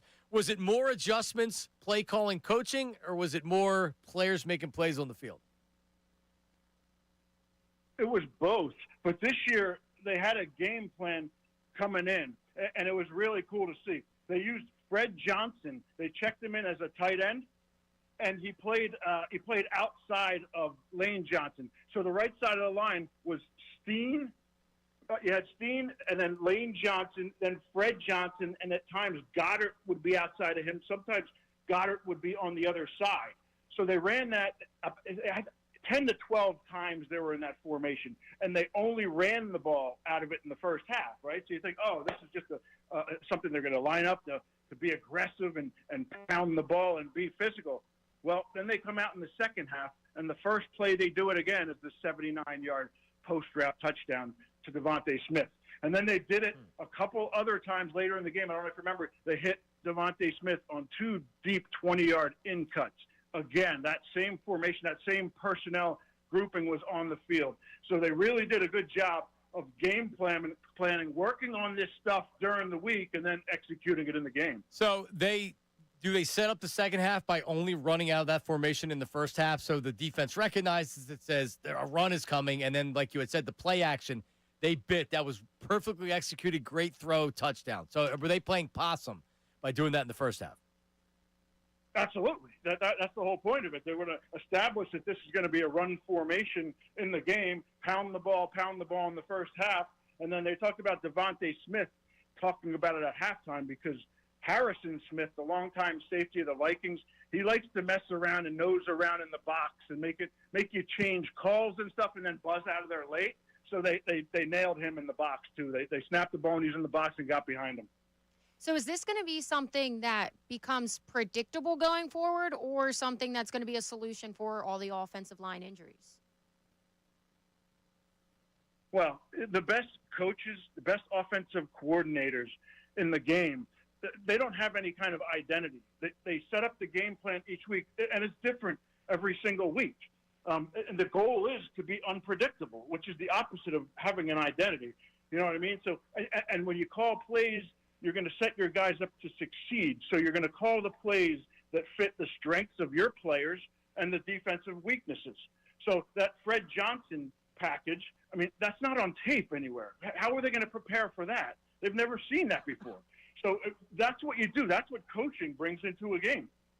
So you were impressed with what the Eagles coaches brought to the table offensively on Sunday?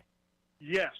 And the predictability they've been talking about in the past, it is play calling. It was short drops, throws to the outside, but it was predictable personnel. It was always, all right, here we go.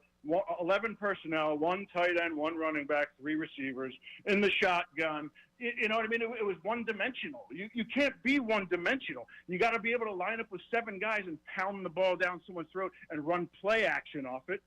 And then you got to be able to, like, if I was game planning against the Eagles' defense, well, what's their weakness? Well, they're corners. They don't have a lot of depth at cornerback, right?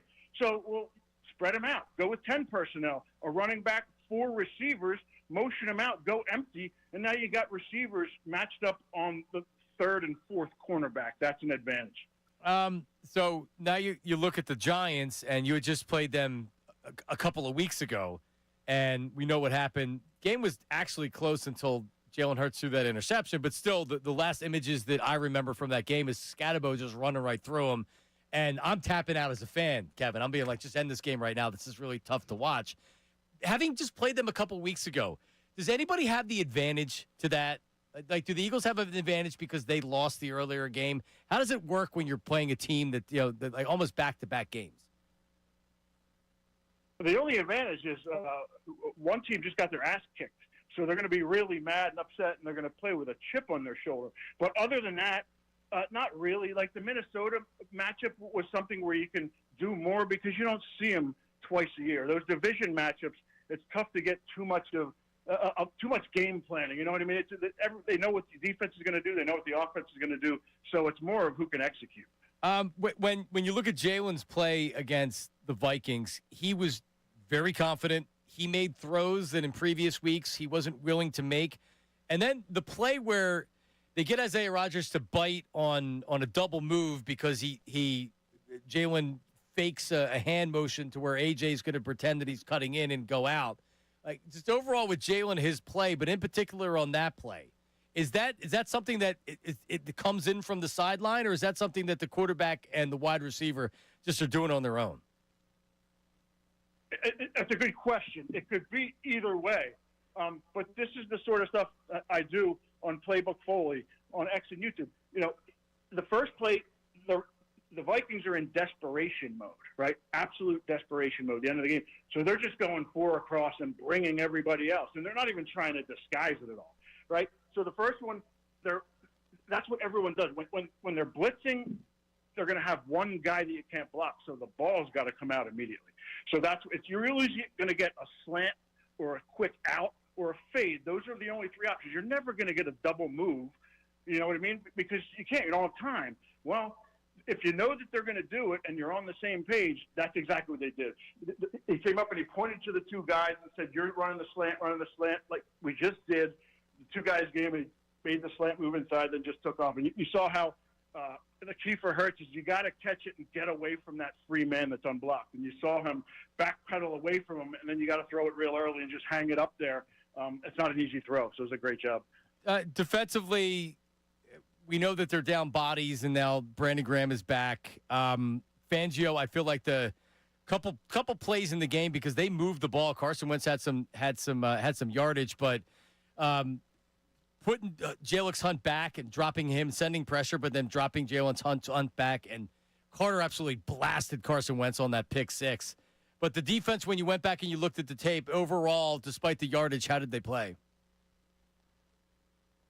They played all right, but it's not, Fangio wants to play with, 4 across, keep everything in front. They're not going to be able to do that. So it's actually going to be very exciting to watch, what he has to cook up here with some of these designs and schemes. And that was the brilliant one you're talking about. They lined up originally with Buddy Ryan's old bear front, where you cover the center, both guards, and both tackles, also called double eagle. But at the snap, both edges, the guys on the end, they drop out.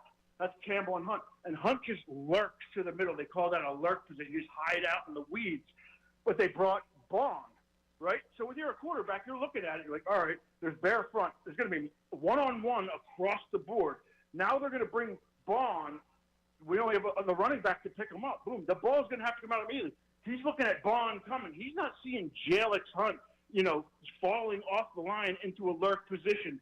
And on top of that, the two guys over the guards took outside rushes to ensure that Jalen Carter had a one-on-one with the center, and he swam him, got immediate pressure, and just collapsed his rib cage. There's no way that Wentz slept in a bed that night. He was in a chair. Wow, he blasted him. So, what is your game plan? Let's start offensively. What is your game plan coming out against the Giants this week? Well, again, without knowing exactly what they did last time, that's gonna play right into it, right? Because that's the only thing they have on tape against the Giants, so they'll be watching that all week. So they're going to strategically do the opposite or do things that are the opposite, but you still have to do what you do well. And I really loved how they looked with Hurts under center, and whether they had the two tight ends. It looked like a real play action game. He went play action. The post was wide open. Twice those deep incuts. I talked about it on the show. That's where all the big plays in the NFL are. Where you're under center, you turn your back, put the ball out. The linebackers come crashing up, and those deep incuts are wide open. It's like throwing it into the ocean from a boat. It's so easy. So I mean, the overall grade from Kevin Foley is thumbs up to the Eagles after on their win against the Vikings. Oh, absolutely. Thumbs up to the offensive staff. They did a great job. The whole job of an offensive staff is to, put your quarterback in a position to succeed. And all of those play-action plays, they had max protection. What's one of his weaknesses? Hurst doesn't love it, man, when there's bodies in his face or at his feet or around him. Go look at those plays, man. There's no one within 5 yards of him. He's just chilling, bouncing. He's got all day. They made it easy for him. Protection was great. Appreciate it, Foles. How do people find you? Playbook Foley on YouTube and X. Hey, I give you the quarterback perspective. I'll explain to you on all these big plays what Hurts is looking at right out of the huddle, what he's expecting, who he's reading, what the play concept is. I take you really inside to show it all to you. Great stuff, Kev. We'll talk next week. Thanks, guys. All right, there he is, Kevin Foley. There you go. See, I hadn't heard the Fred Johnson bringing him in, all running plays in the first half, and then the first time they do it in the second half, play action, and it worked. 79 yards. I'm hoping it's something that they can keep kind of switching that up and making it not predictable, like you said, because obviously they switched it up in the second half. But hopefully it's an answer for all the injuries, right? Just getting creative there. Can we get those cuts to the morning show?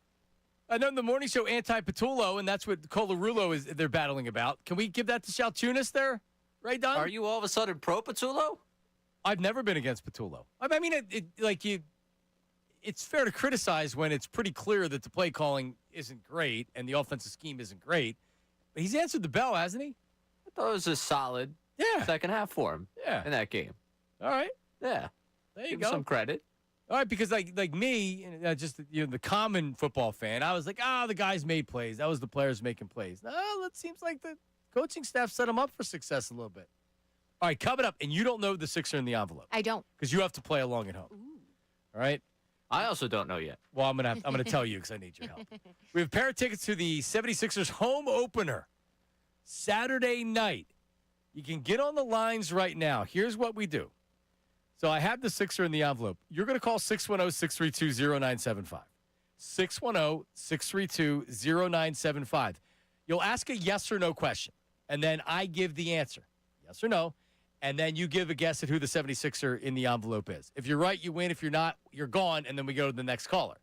So you're asking questions to try to narrow it down, and then the person on the air that gets the correct 76er wins the tickets. 76er in an envelope coming up next. The Fanatics.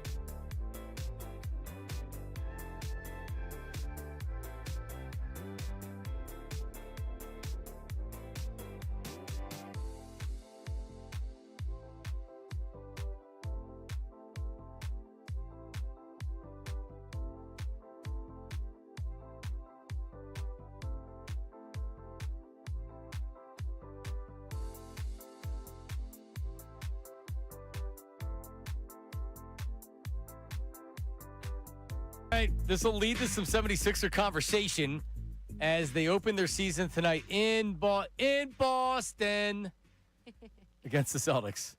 But we do have a 76er in the envelope. Sam and the YouTube will be able to see. This is a sealed envelope right here. Signed, sealed, delivered. Here it is. I'm going to open it up. We have the phone lines.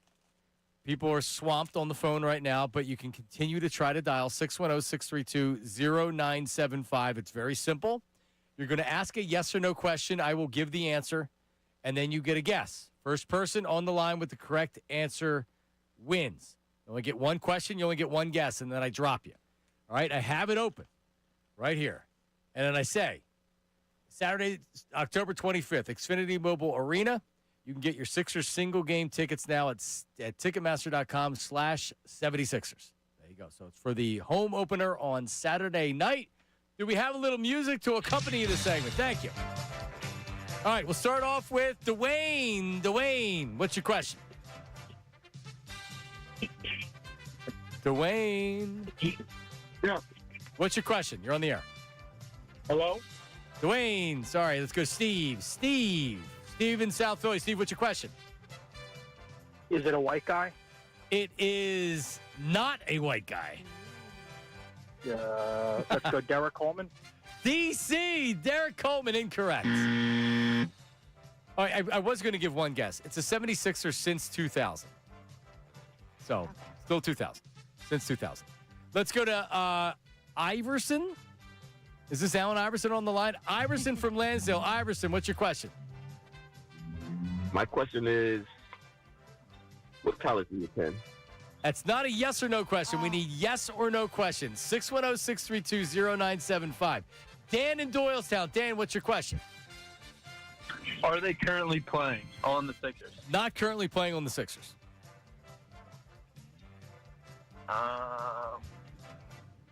3 seconds.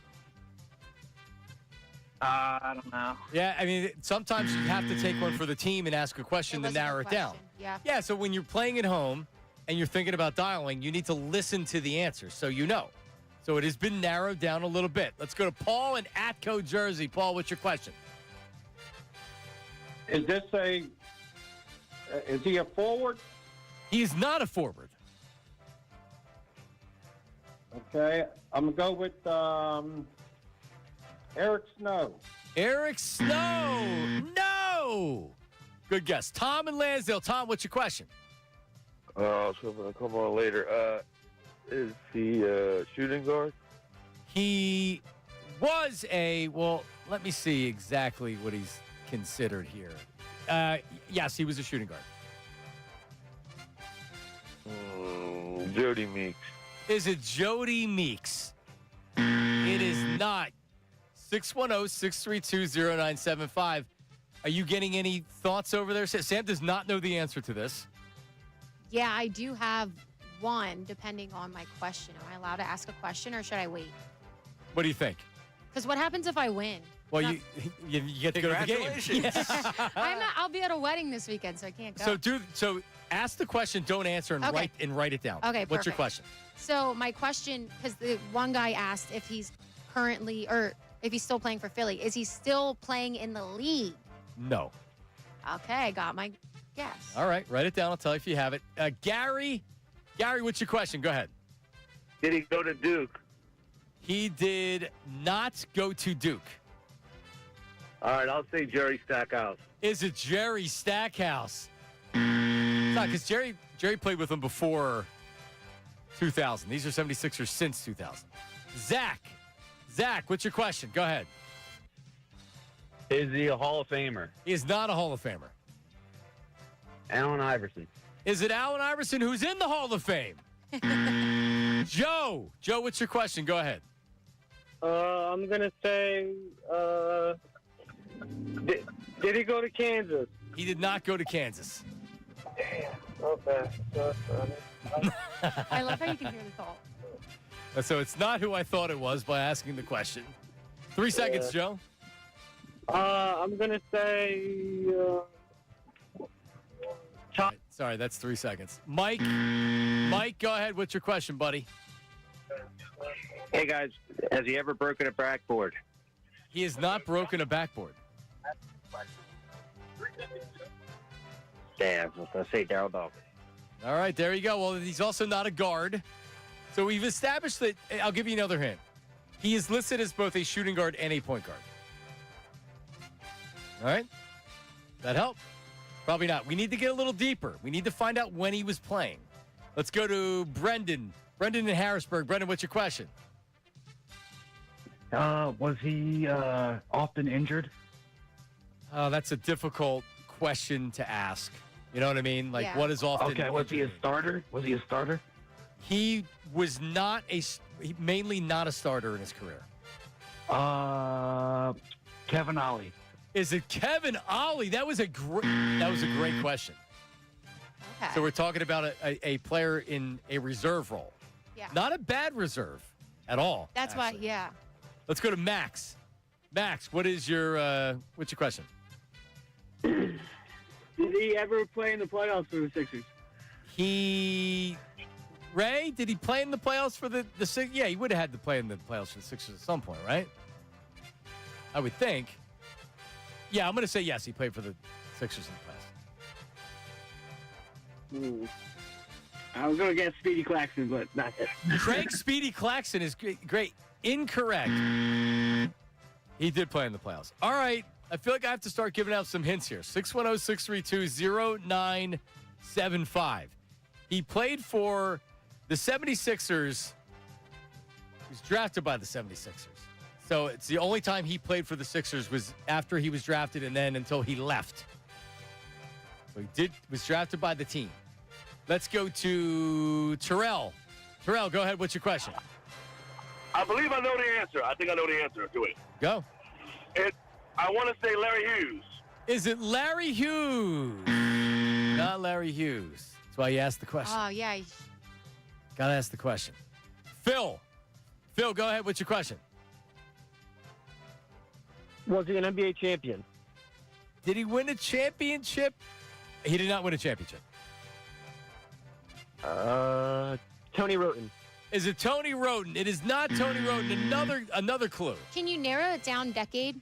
Is that too much giving it away? He was a 76er in 2005 to 2012. Okay. That period. And ask me where he attended high school or where he attended college. He didn't. Drafted out of high school. Let's go to Tyler. Tyler, what's your question? Did he win a dunk contest? He did not win a dunk contest. God. 3 seconds. I'm lost. Aaron McKee. Man, this is a tough one. We thought we'd narrowed it down by now. Chris, go ahead. What's your question? I'm just going to take a guess. Lou Williams. Is it Sweet Lou Williams? You're damn right it is, Chris. Congratulations. Yeah, there we go. What gave it away? The high school part? The high school bit. Yeah, he didn't attend college. Congratulations, Chris. He never wasn't a starter, yeah. Never a starter. Was a combo guard. But, man, could he shoot, Lou Williams. Yeah. All right, man, hang on. There he is, Chris. You can bring that down, Good man. job, Chris. Yeah, Lou was a second-round draft pick. He was a McDonald's high school All-American, but then something happened where he slipped, and he didn't get drafted till the second round. And Lou Williams he was a good player. He was a really good player. Didn't make an All-Star team. I remember one year he should have been an All-Star, but they snubbed him. But Lou Williams, he could score. He could score in very quickly, Lou Williams. All right, there you go. Lou played for the Sixers, the Hawks, the Raptors, the Lakers, the Rockets, the Clippers, and then finished with the Atlanta Hawks in 21 and 22. And, of course, Lou Williams, most famous for not off the court. Lemon Pepper Wings. Lemon Pepper Lou Wings at Magic City Strip Club in Atlanta, yeah. His own wings. That's hilarious. I didn't know that. Why did we know about that? Did he get in trouble during COVID going to the strip club, or is that somebody else? I think he was the one that left the bubble. Yeah, he left the bubble, and that ended up at Magic City and was seen in Magic City. I do remember something with lemon pepper wings, but I did not remember that it was him. And everything I'm told, the lemon pepper wings are as good as people say they are. All right, coming up, 76ers start their season tonight. How are we feeling about the team this season? Not a lot of expectations, but Joel Embiid is going to be starting the season without an injury designation. We'll talk Sixers coming up after this. It is Middays with Marks, 97.5 The Fanatic. Now on 97.5 The Fanatic Sports Update. Sixers season starts tonight. I'm Ray Dunn with this Fanatic Sports Update. The 76ers get their season going tonight in Boston against the Celtics. Joel Embiid has no injury designation and he will play tonight for the 76ers. You'll be able to listen to the game live right here on the Fanatic starting at 7:30. Again, you can listen right here to your flagship home of the 76ers. Big news this week for the Eagles in town. Well, they're 5-2, and now we're getting Brandon Graham back to reinforce that edge rusher room. Vic Fangio was asked about BG during his presser yesterday. You see what kind of shape he's in, what kind of retention he has from last year. You know, shape comes in two forms. One, just your conditioning, but in football shape too, contact shape. Hopefully, the sooner the better. The Eagles getting ready for the Giants Sunday at 1 o'clock. We had Herm Edwards and Kevin Foley on today to break down everything going on with the Birds. You can listen to those conversations on our website and the Fanatic app. Flyers turn to action tomorrow at 7 o'clock against the Senators. You can hear the game live right here on the Fanatic. This update is brought to you by Compassion International. Thousands of kids in poverty have waited over a year for a sponsor, and their wait today. Become a Compassion sponsor. Text radio to 83393. I'm Ray Dunn, your home for the Sixers, Flyers, and the Union. 97.5 The Fanatic, 97.5thefanatic.com.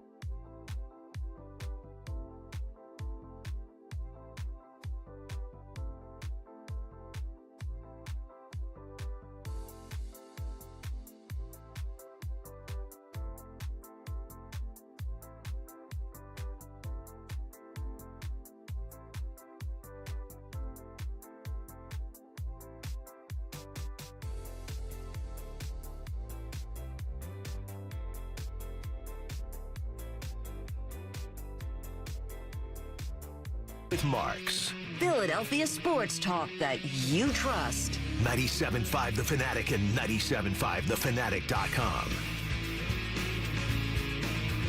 All right, we're back. It is Middays with Marks, 97.5 The Fanatic. Sam Stafford doing a fine job today on the program. Ray Dunn. As the 76ers open up their season tonight at the Boston Celtics. Joel Embiid will be playing. He has no injury designation. Sam, are you glass half full with the 76ers, or are you glass half empty with the 76ers this year? I think I'm just glass half, honestly. I need to get a few games under the belt before I actually, if I want to decide to hurt myself again. Well, Ray's already doing that. Ray's already on record by saying he doesn't care. He's in. I like the pain. I'm in. Why not? You freak. Why not, though? I mean, what?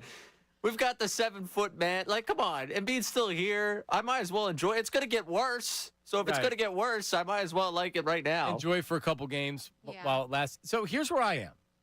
I am glass half full because doesn't it feel like that everybody is just dismissing that the Sixers, Joel Embiid's never going to be healthy. The year that they had last year was a train wreck. But it was a train wreck because Joel Embiid wasn't healthy at any point last year. And the fact that he's starting off the season and he played in the preseason game and he's starting the season and there's no, well, we'll see if he can go, we'll see if he can't go. I'm not telling you that I think Joel Embiid's playing 65 games or anything like that. But and Paul George's not playing. I just wish he wasn't here. I don't even care about that. But I think that like the energy of Edgecombe and Maxey and just having Embiid out there healthy enough to play, they still have a lot of talent on this team. I'm not telling you that I think the Sixers get out of the second round. I'm not saying that at all. But I don't think this is a disaster like we saw last year. This is a playoff team. This is a team that I would bet. I was on the BetParks app this morning, Sam, and I was looking at some 76ers bets. I would take the Sixers making the playoffs. I would take the Sixers over wins of 42.5. I think this is going to be a fun regular season with the 76ers. This is not going to be a disaster. Now, if Embiid can't play and he plays 25 games, yeah, they're going to win 25 games and it's going to be a disaster and everybody's going to get fired. I don't feel like that going into the season. I don't. So I do like the glass half full in the fact of, like, it can only go up, right? Because last year was such a train wreck. My only thing that really just leaves it up in the air is how much are we going to get of Joel Embiid? I know, obviously, you can't really do what did we used to call it? The reserving of them. Like, you can't really, I forget the phrase that we used to call it, but you have to play him to a certain extent. But how much is he actually?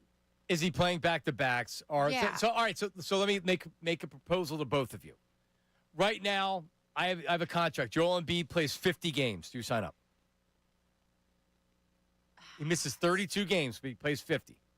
And is this spaced out based on us sitting him down, or is this spaced out because there's a big, like, if he plays 50 of the first 65 and then it's done for the year? He misses 15 games because of injury, and then the other games are because of load management. And sign me up. Yeah, I'm in. I'm in. So you take 50? 50 is a good number. I feel like if you did like 50.5, I would take the under. Right on the button, yeah, right? if you're making the lines. So I would say like 50 on the dot. All right, so Joel Embiid, and we won't do his first year, since coming into the league, 63, 64, 51, 51, 68, 68, and then the last two seasons, 39 and 19. So he's got he's got a degenerative knee condition. This isn't something that you could expect to get better. But can he, this is what, when you talk about trading Joel Embiid, and I don't think you can be scared off of trading Joel Embiid if it's what's best for the team, and there are discussions we'll have in the future. But I do feel like if you're a team, you can get a year out of Joel Embiid where he's able to keep it together and he plays 55 to 60 games and his talent is on full display. Now, he's not going to be able to do it to fun. You know what? Like, this is not going to be a long-term thing where you can count on him playing 60 games a year. But can he put it together for 1 year? I think he can. But do you really want him to push himself to that physical level in the fact that then he might be drained when it actually counts, right? Well, isn't that what we talked about? Like the beginning of last year, it was he's not going to play back-to-backs because we want to have him healthy at the end of the year. Maybe we just have to realize he's never going to be fully healthy at the end of the year. It's a matter of, is he 75%? Is he laboring? Is he not able to play because he's legitimately hurt? It's a shame because you would just love to be able to see him out there healthy just almost once. Whether it's the busted face or the knees or whatever else has happened with him in the playoffs, it just seems like you can't get there with him being totally healthy. So I don't, even if you manage him to where he's not playing back-to-backs, I just don't know if he can be healthy at the end of a season. I don't think he can be healthy during the season. It's a matter of managing it and everything else. Yeah, and it's sad. I miss the Joel Embiid when he was just having fun and being goofy. You know what I mean? And we haven't seen that in so long because of the injuries and because of everything. So I really just hope to me, it doesn't matter how much, hitting that 50, I should say, because obviously he needs to play majority of the season. But I'm not really set on that mark. I want quality play that's going to translate over into the playoffs, that we can still use him. And I want to see him actually enjoying and putting out quality basketball. I don't want him just there to be there and say that he played or started. Right. Yeah. So that's why I'm there's so much to be determined to me. No, agree. We talk about Joel Embiid being out there. It's the Joel Embiid that averaged 33 points a game, not the Joel Embiid that we know is talented. But last year, watching him play was really difficult because you could just tell physically he wasn't there. And it was crazy how the Sixers kind of kept trotting him back out there as if everything was okay. But trying to sell tickets, maybe? Well, if you remember, Morey had talked about how was it coming out of the All-Star break, Ray, where they felt like that they had that 10 games where they could get themselves back in the playoff after the trade deadline. He came on with Mike. Friday Super Bowl, by the way. Friday before the Super Bowl, came on with Mike. And he said at his presser, if you squint, you still see our championship chances. And he came on with Mike and tried to convince Mike that this was going to be, that they were going to turn it on. The big three were going to get healthy. They got smoked by Detroit that night. Smoked by Detroit. Daryl came on, tried to preach patience, positivity, and they got crushed by the Pistons. And Tobias was hitting threes in your face. Was that at home? I want to say it was in Detroit. Do you remember the game Tobias was almost like attacking the crowd, telling them? Oh yeah, no, he was thrilled. He was thrilled, yeah. Whatever. All right, Sixers tonight minus or the Celtics minus 2.5 to win the division. Knicks minus 305, Sixers plus 500. So the Celtics without Tatum, they're not looked at as a team that's going to win the division. They're over under 42.5. Over under, Ray? Over. Sam Stafford? I take the over on that. It's just over 500. If you feel like that Embiid's going to be relatively healthy, that's almost an easy. Exactly. Yeah, over. 6 seed. Yeah, all right, they're minus 230 to make the playoffs, and this isn't just making the play-in. They would have to actually be in the playoffs when the real playoffs started. Minus 230, plus 175. That's on the BetParks app right now. I like the minus 230. I think they're a top 5 team in the East. That would be my prediction. I think they're going to be the 6 seed. I think they avoid the play-in. Problem is, the seeding's going to kill them. They're going to do enough to get themselves in the postseason. I know what I'm going to do. I'm going to be sitting here in April you know what? If you just look at it, the most optimistic that you can, they might be able. I'll talk myself into their path. I can already feel it happening. Yeah, you're doing the Dave Dombrowski. If Joel Embiid can be healthy enough, if Edgecombe can make the next move, and they got this 3rd seed that I actually don't believe in, so they'll beat them in the first round, and then they'll get to a second round against the 2nd seed, so you avoid the top seed. If someone takes out the top seed, I can feel it all happening right now. I'm getting fired up. Put it on the show sheet. I got it. Put it right now. April show sheet. Let's do We'll bank it. I'll send it over. We do that. We make our shows for months in advance when things happen. There you go. It's smart, or else you'll forget. But no, I agree. I do take it. I just think because there's so many uncertainties, like you guys said, if he stays healthy, if everybody's meshing, depending if Paul what happens. George can play. So those are one of the bets you take, but you're just I'll sprinkle some. You're not throwing hundreds on it. We're coming back with feedback. We'll wrap up with Sixers and phone calls if you want to hang tight. Middays with Marks, 97.5 The Fanatic. Hey, everybody.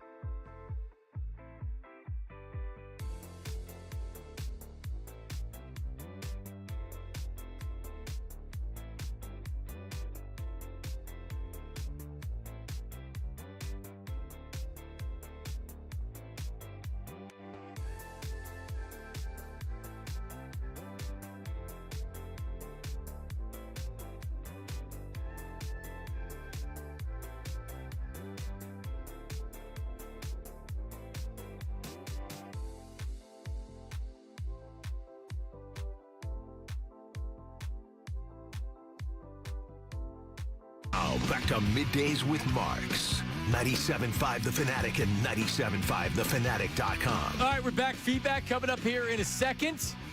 As Sam Stafford on loan, a lot like your European soccer, I still don't know how it works, but you loan the soccer players to different teams.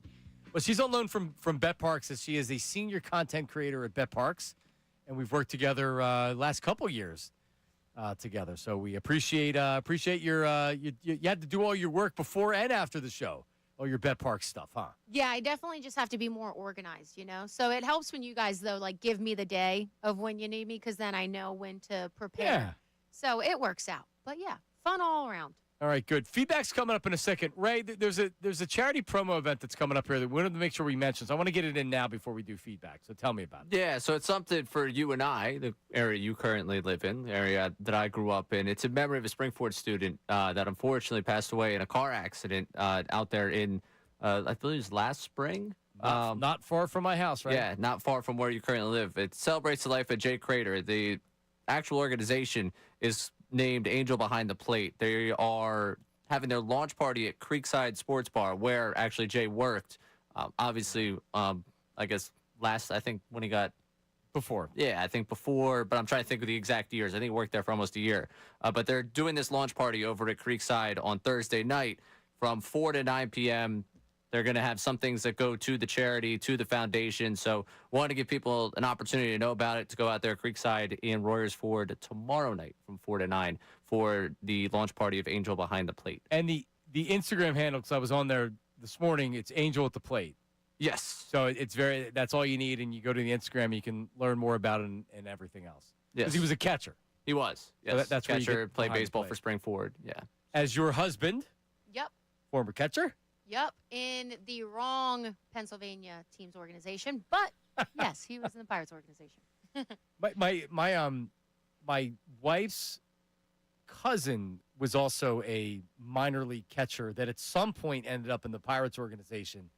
But he was a Rule 5, but a minor league Rule 5. Okay, yeah. So he went from being one organization, I think he was briefly with the Pirates, and then when that ended, then he was playing in like the Canadian American Independent League, which, and he's like, I'm not he did that for about a year, and he's like, okay, I got to go get a job. I can't do this anymore. So it's yeah, that happens to almost everybody. Getting to that level is incredible. What level did your husband get to? The highest he went was during COVID. They had the taxi squad, so he was like next man up, like waiting for his call up. And then they changed the whole organization head and everything. Ended up being one of the guys they let go the following year. That's all it takes. Yeah, and then he was playing indie ball, to your point, and he was in one of the top leagues. But we got pregnant with my daughter, and he was like, "I'm not doing this. I'm gonna get a real job." He didn't want to leave home. The whole situation. So right. Before feedback, what indie league? A big independent baseball guy. So he was Winnipeg, but I'm trying to think of. I'm losing what it would have been called. Can-Am? It might have been Frontier. Was that? No, not Frontier. So the. I'm trying. Let me look it up. Of course, my phone's being slow. That's okay. So one off there. The Canadian American Association. Oh, Winnipeg Gold Eyes. That's what they were. Oh, that's pretty cool. Can-Am got swallowed up by the Frontier League. Oh, it did? Yes. Oh, so maybe it is the Frontier then. There you go. All right. Nobody knows independent baseball like Middays with Marks. Hey, on 97. I was looking for those broadcasting gigs out of college, man. American Association. There you go. All right, there it is. There you go. All right. Finally, my phone loaded. I'm sorry. All right. We're very late for feedback. What do we got? Now, it's time for feedback. How about filling us in? I can't lie! Email us at 975feedback at 975thefanatic.com. Say it! Or text us at 610-632-0975. Let me tell you something else, man. It's feedback on Middays with Marks. All right, what do we got? Tom from Delrin here. The only two players on the Phillies that are untouchable are Harper and Turner. No. Untouchable? No. I mean, I could kind of agree on Harper, but not Turner. Position players or everybody? You're not trading Chris Sanchez. He's one of the best values in baseball. Wheeler, you never lose unless he decides he wants to leave. Luzardo, I guess you would trade Luzardo in the right trade. He's going into the final year of his contract if you can't re-sign him. But if you're getting rid of Ranger, you're not doing that. Or not signing. No, you need him. That's You what I'm need him. saying. No, they're going to try to sign Luzardo to a long-term contract, like they did with Ranger, and they couldn't. Yeah. Like they did with Chris Sanchez, which they did. Yeah, I mean, I don't think Bryce Harper's getting traded, but when's Jason? Is Jason on with the guys, or is that over he's with done. now? Yeah, done for the season. We got to get Jason on at some point. All right, what's next? What's up to the second best show on the Fanatic? We are finding out now that not only is Ray anti-Bill Colarulo, but he is also anti-Brandon Graham. Did Brandon Graham also air too much about Ray's dating life on air? I am still sorry about that one, Ray. The NFL's newest insider, Bill from Unfiltered. Yep. It does make you look a little bad. Just saying. Me? Yo. Yeah, all right, sure. I'll cosplay as an insider. What does the text board say about Bill the Insider? Are they anti-Bill the Insider? Are they pro-Bill? There's one person that's very upset with me going after Bill. Rest of the text line support is okay with it. Hashtag cancel Colarulo. Well, they haven't gone that far. Okay. All right. When's the next back or pack segment for Bryce Harper? Need to prove a point to someone. Scott from Boris Corp. Oh. All right, Scott. So is he back or is he packing there, Scott Boris? He's back. He's back. I'd be shocked if this is an ownership thing. Dave Dombrowski needs to take his personal battles and whatever's going on with him and Scott Boris away from a press conference, because this attention doesn't need. Now, if this was a motivating factor or tactic, okay, then you better not piss him off. All right, what else? Sixers opening night, and you spent a lot of time talking about an oft-injured superstar who hasn't won a title. Just not me, Joel in Philly. Well, Joel, we apologize, but I did get around to supporting you and the team. I was not negative John. I was positive John on the Sixers today. All right, you have one more? We're almost out. Ray believes that 37 is too old. That's not what I've heard elsewhere. Brandon at NovaCare. 37 is supposedly like the ultimate lucky number. Did you know that? Because you have 3 and 7 put together. Not 6'7"? Not 6'7", 37. 6'7". Ray does like the older women. At least that's what Brandon at NovaCare said. I got nothing on that. All right, it's been fun. We got to get out of here in 6 seconds. We'll do it again. Yeah, thanks for having me. It was a blast. You got it. Unfiltered's coming up next. See ya. 76. Now on 97.5 The Fanatics.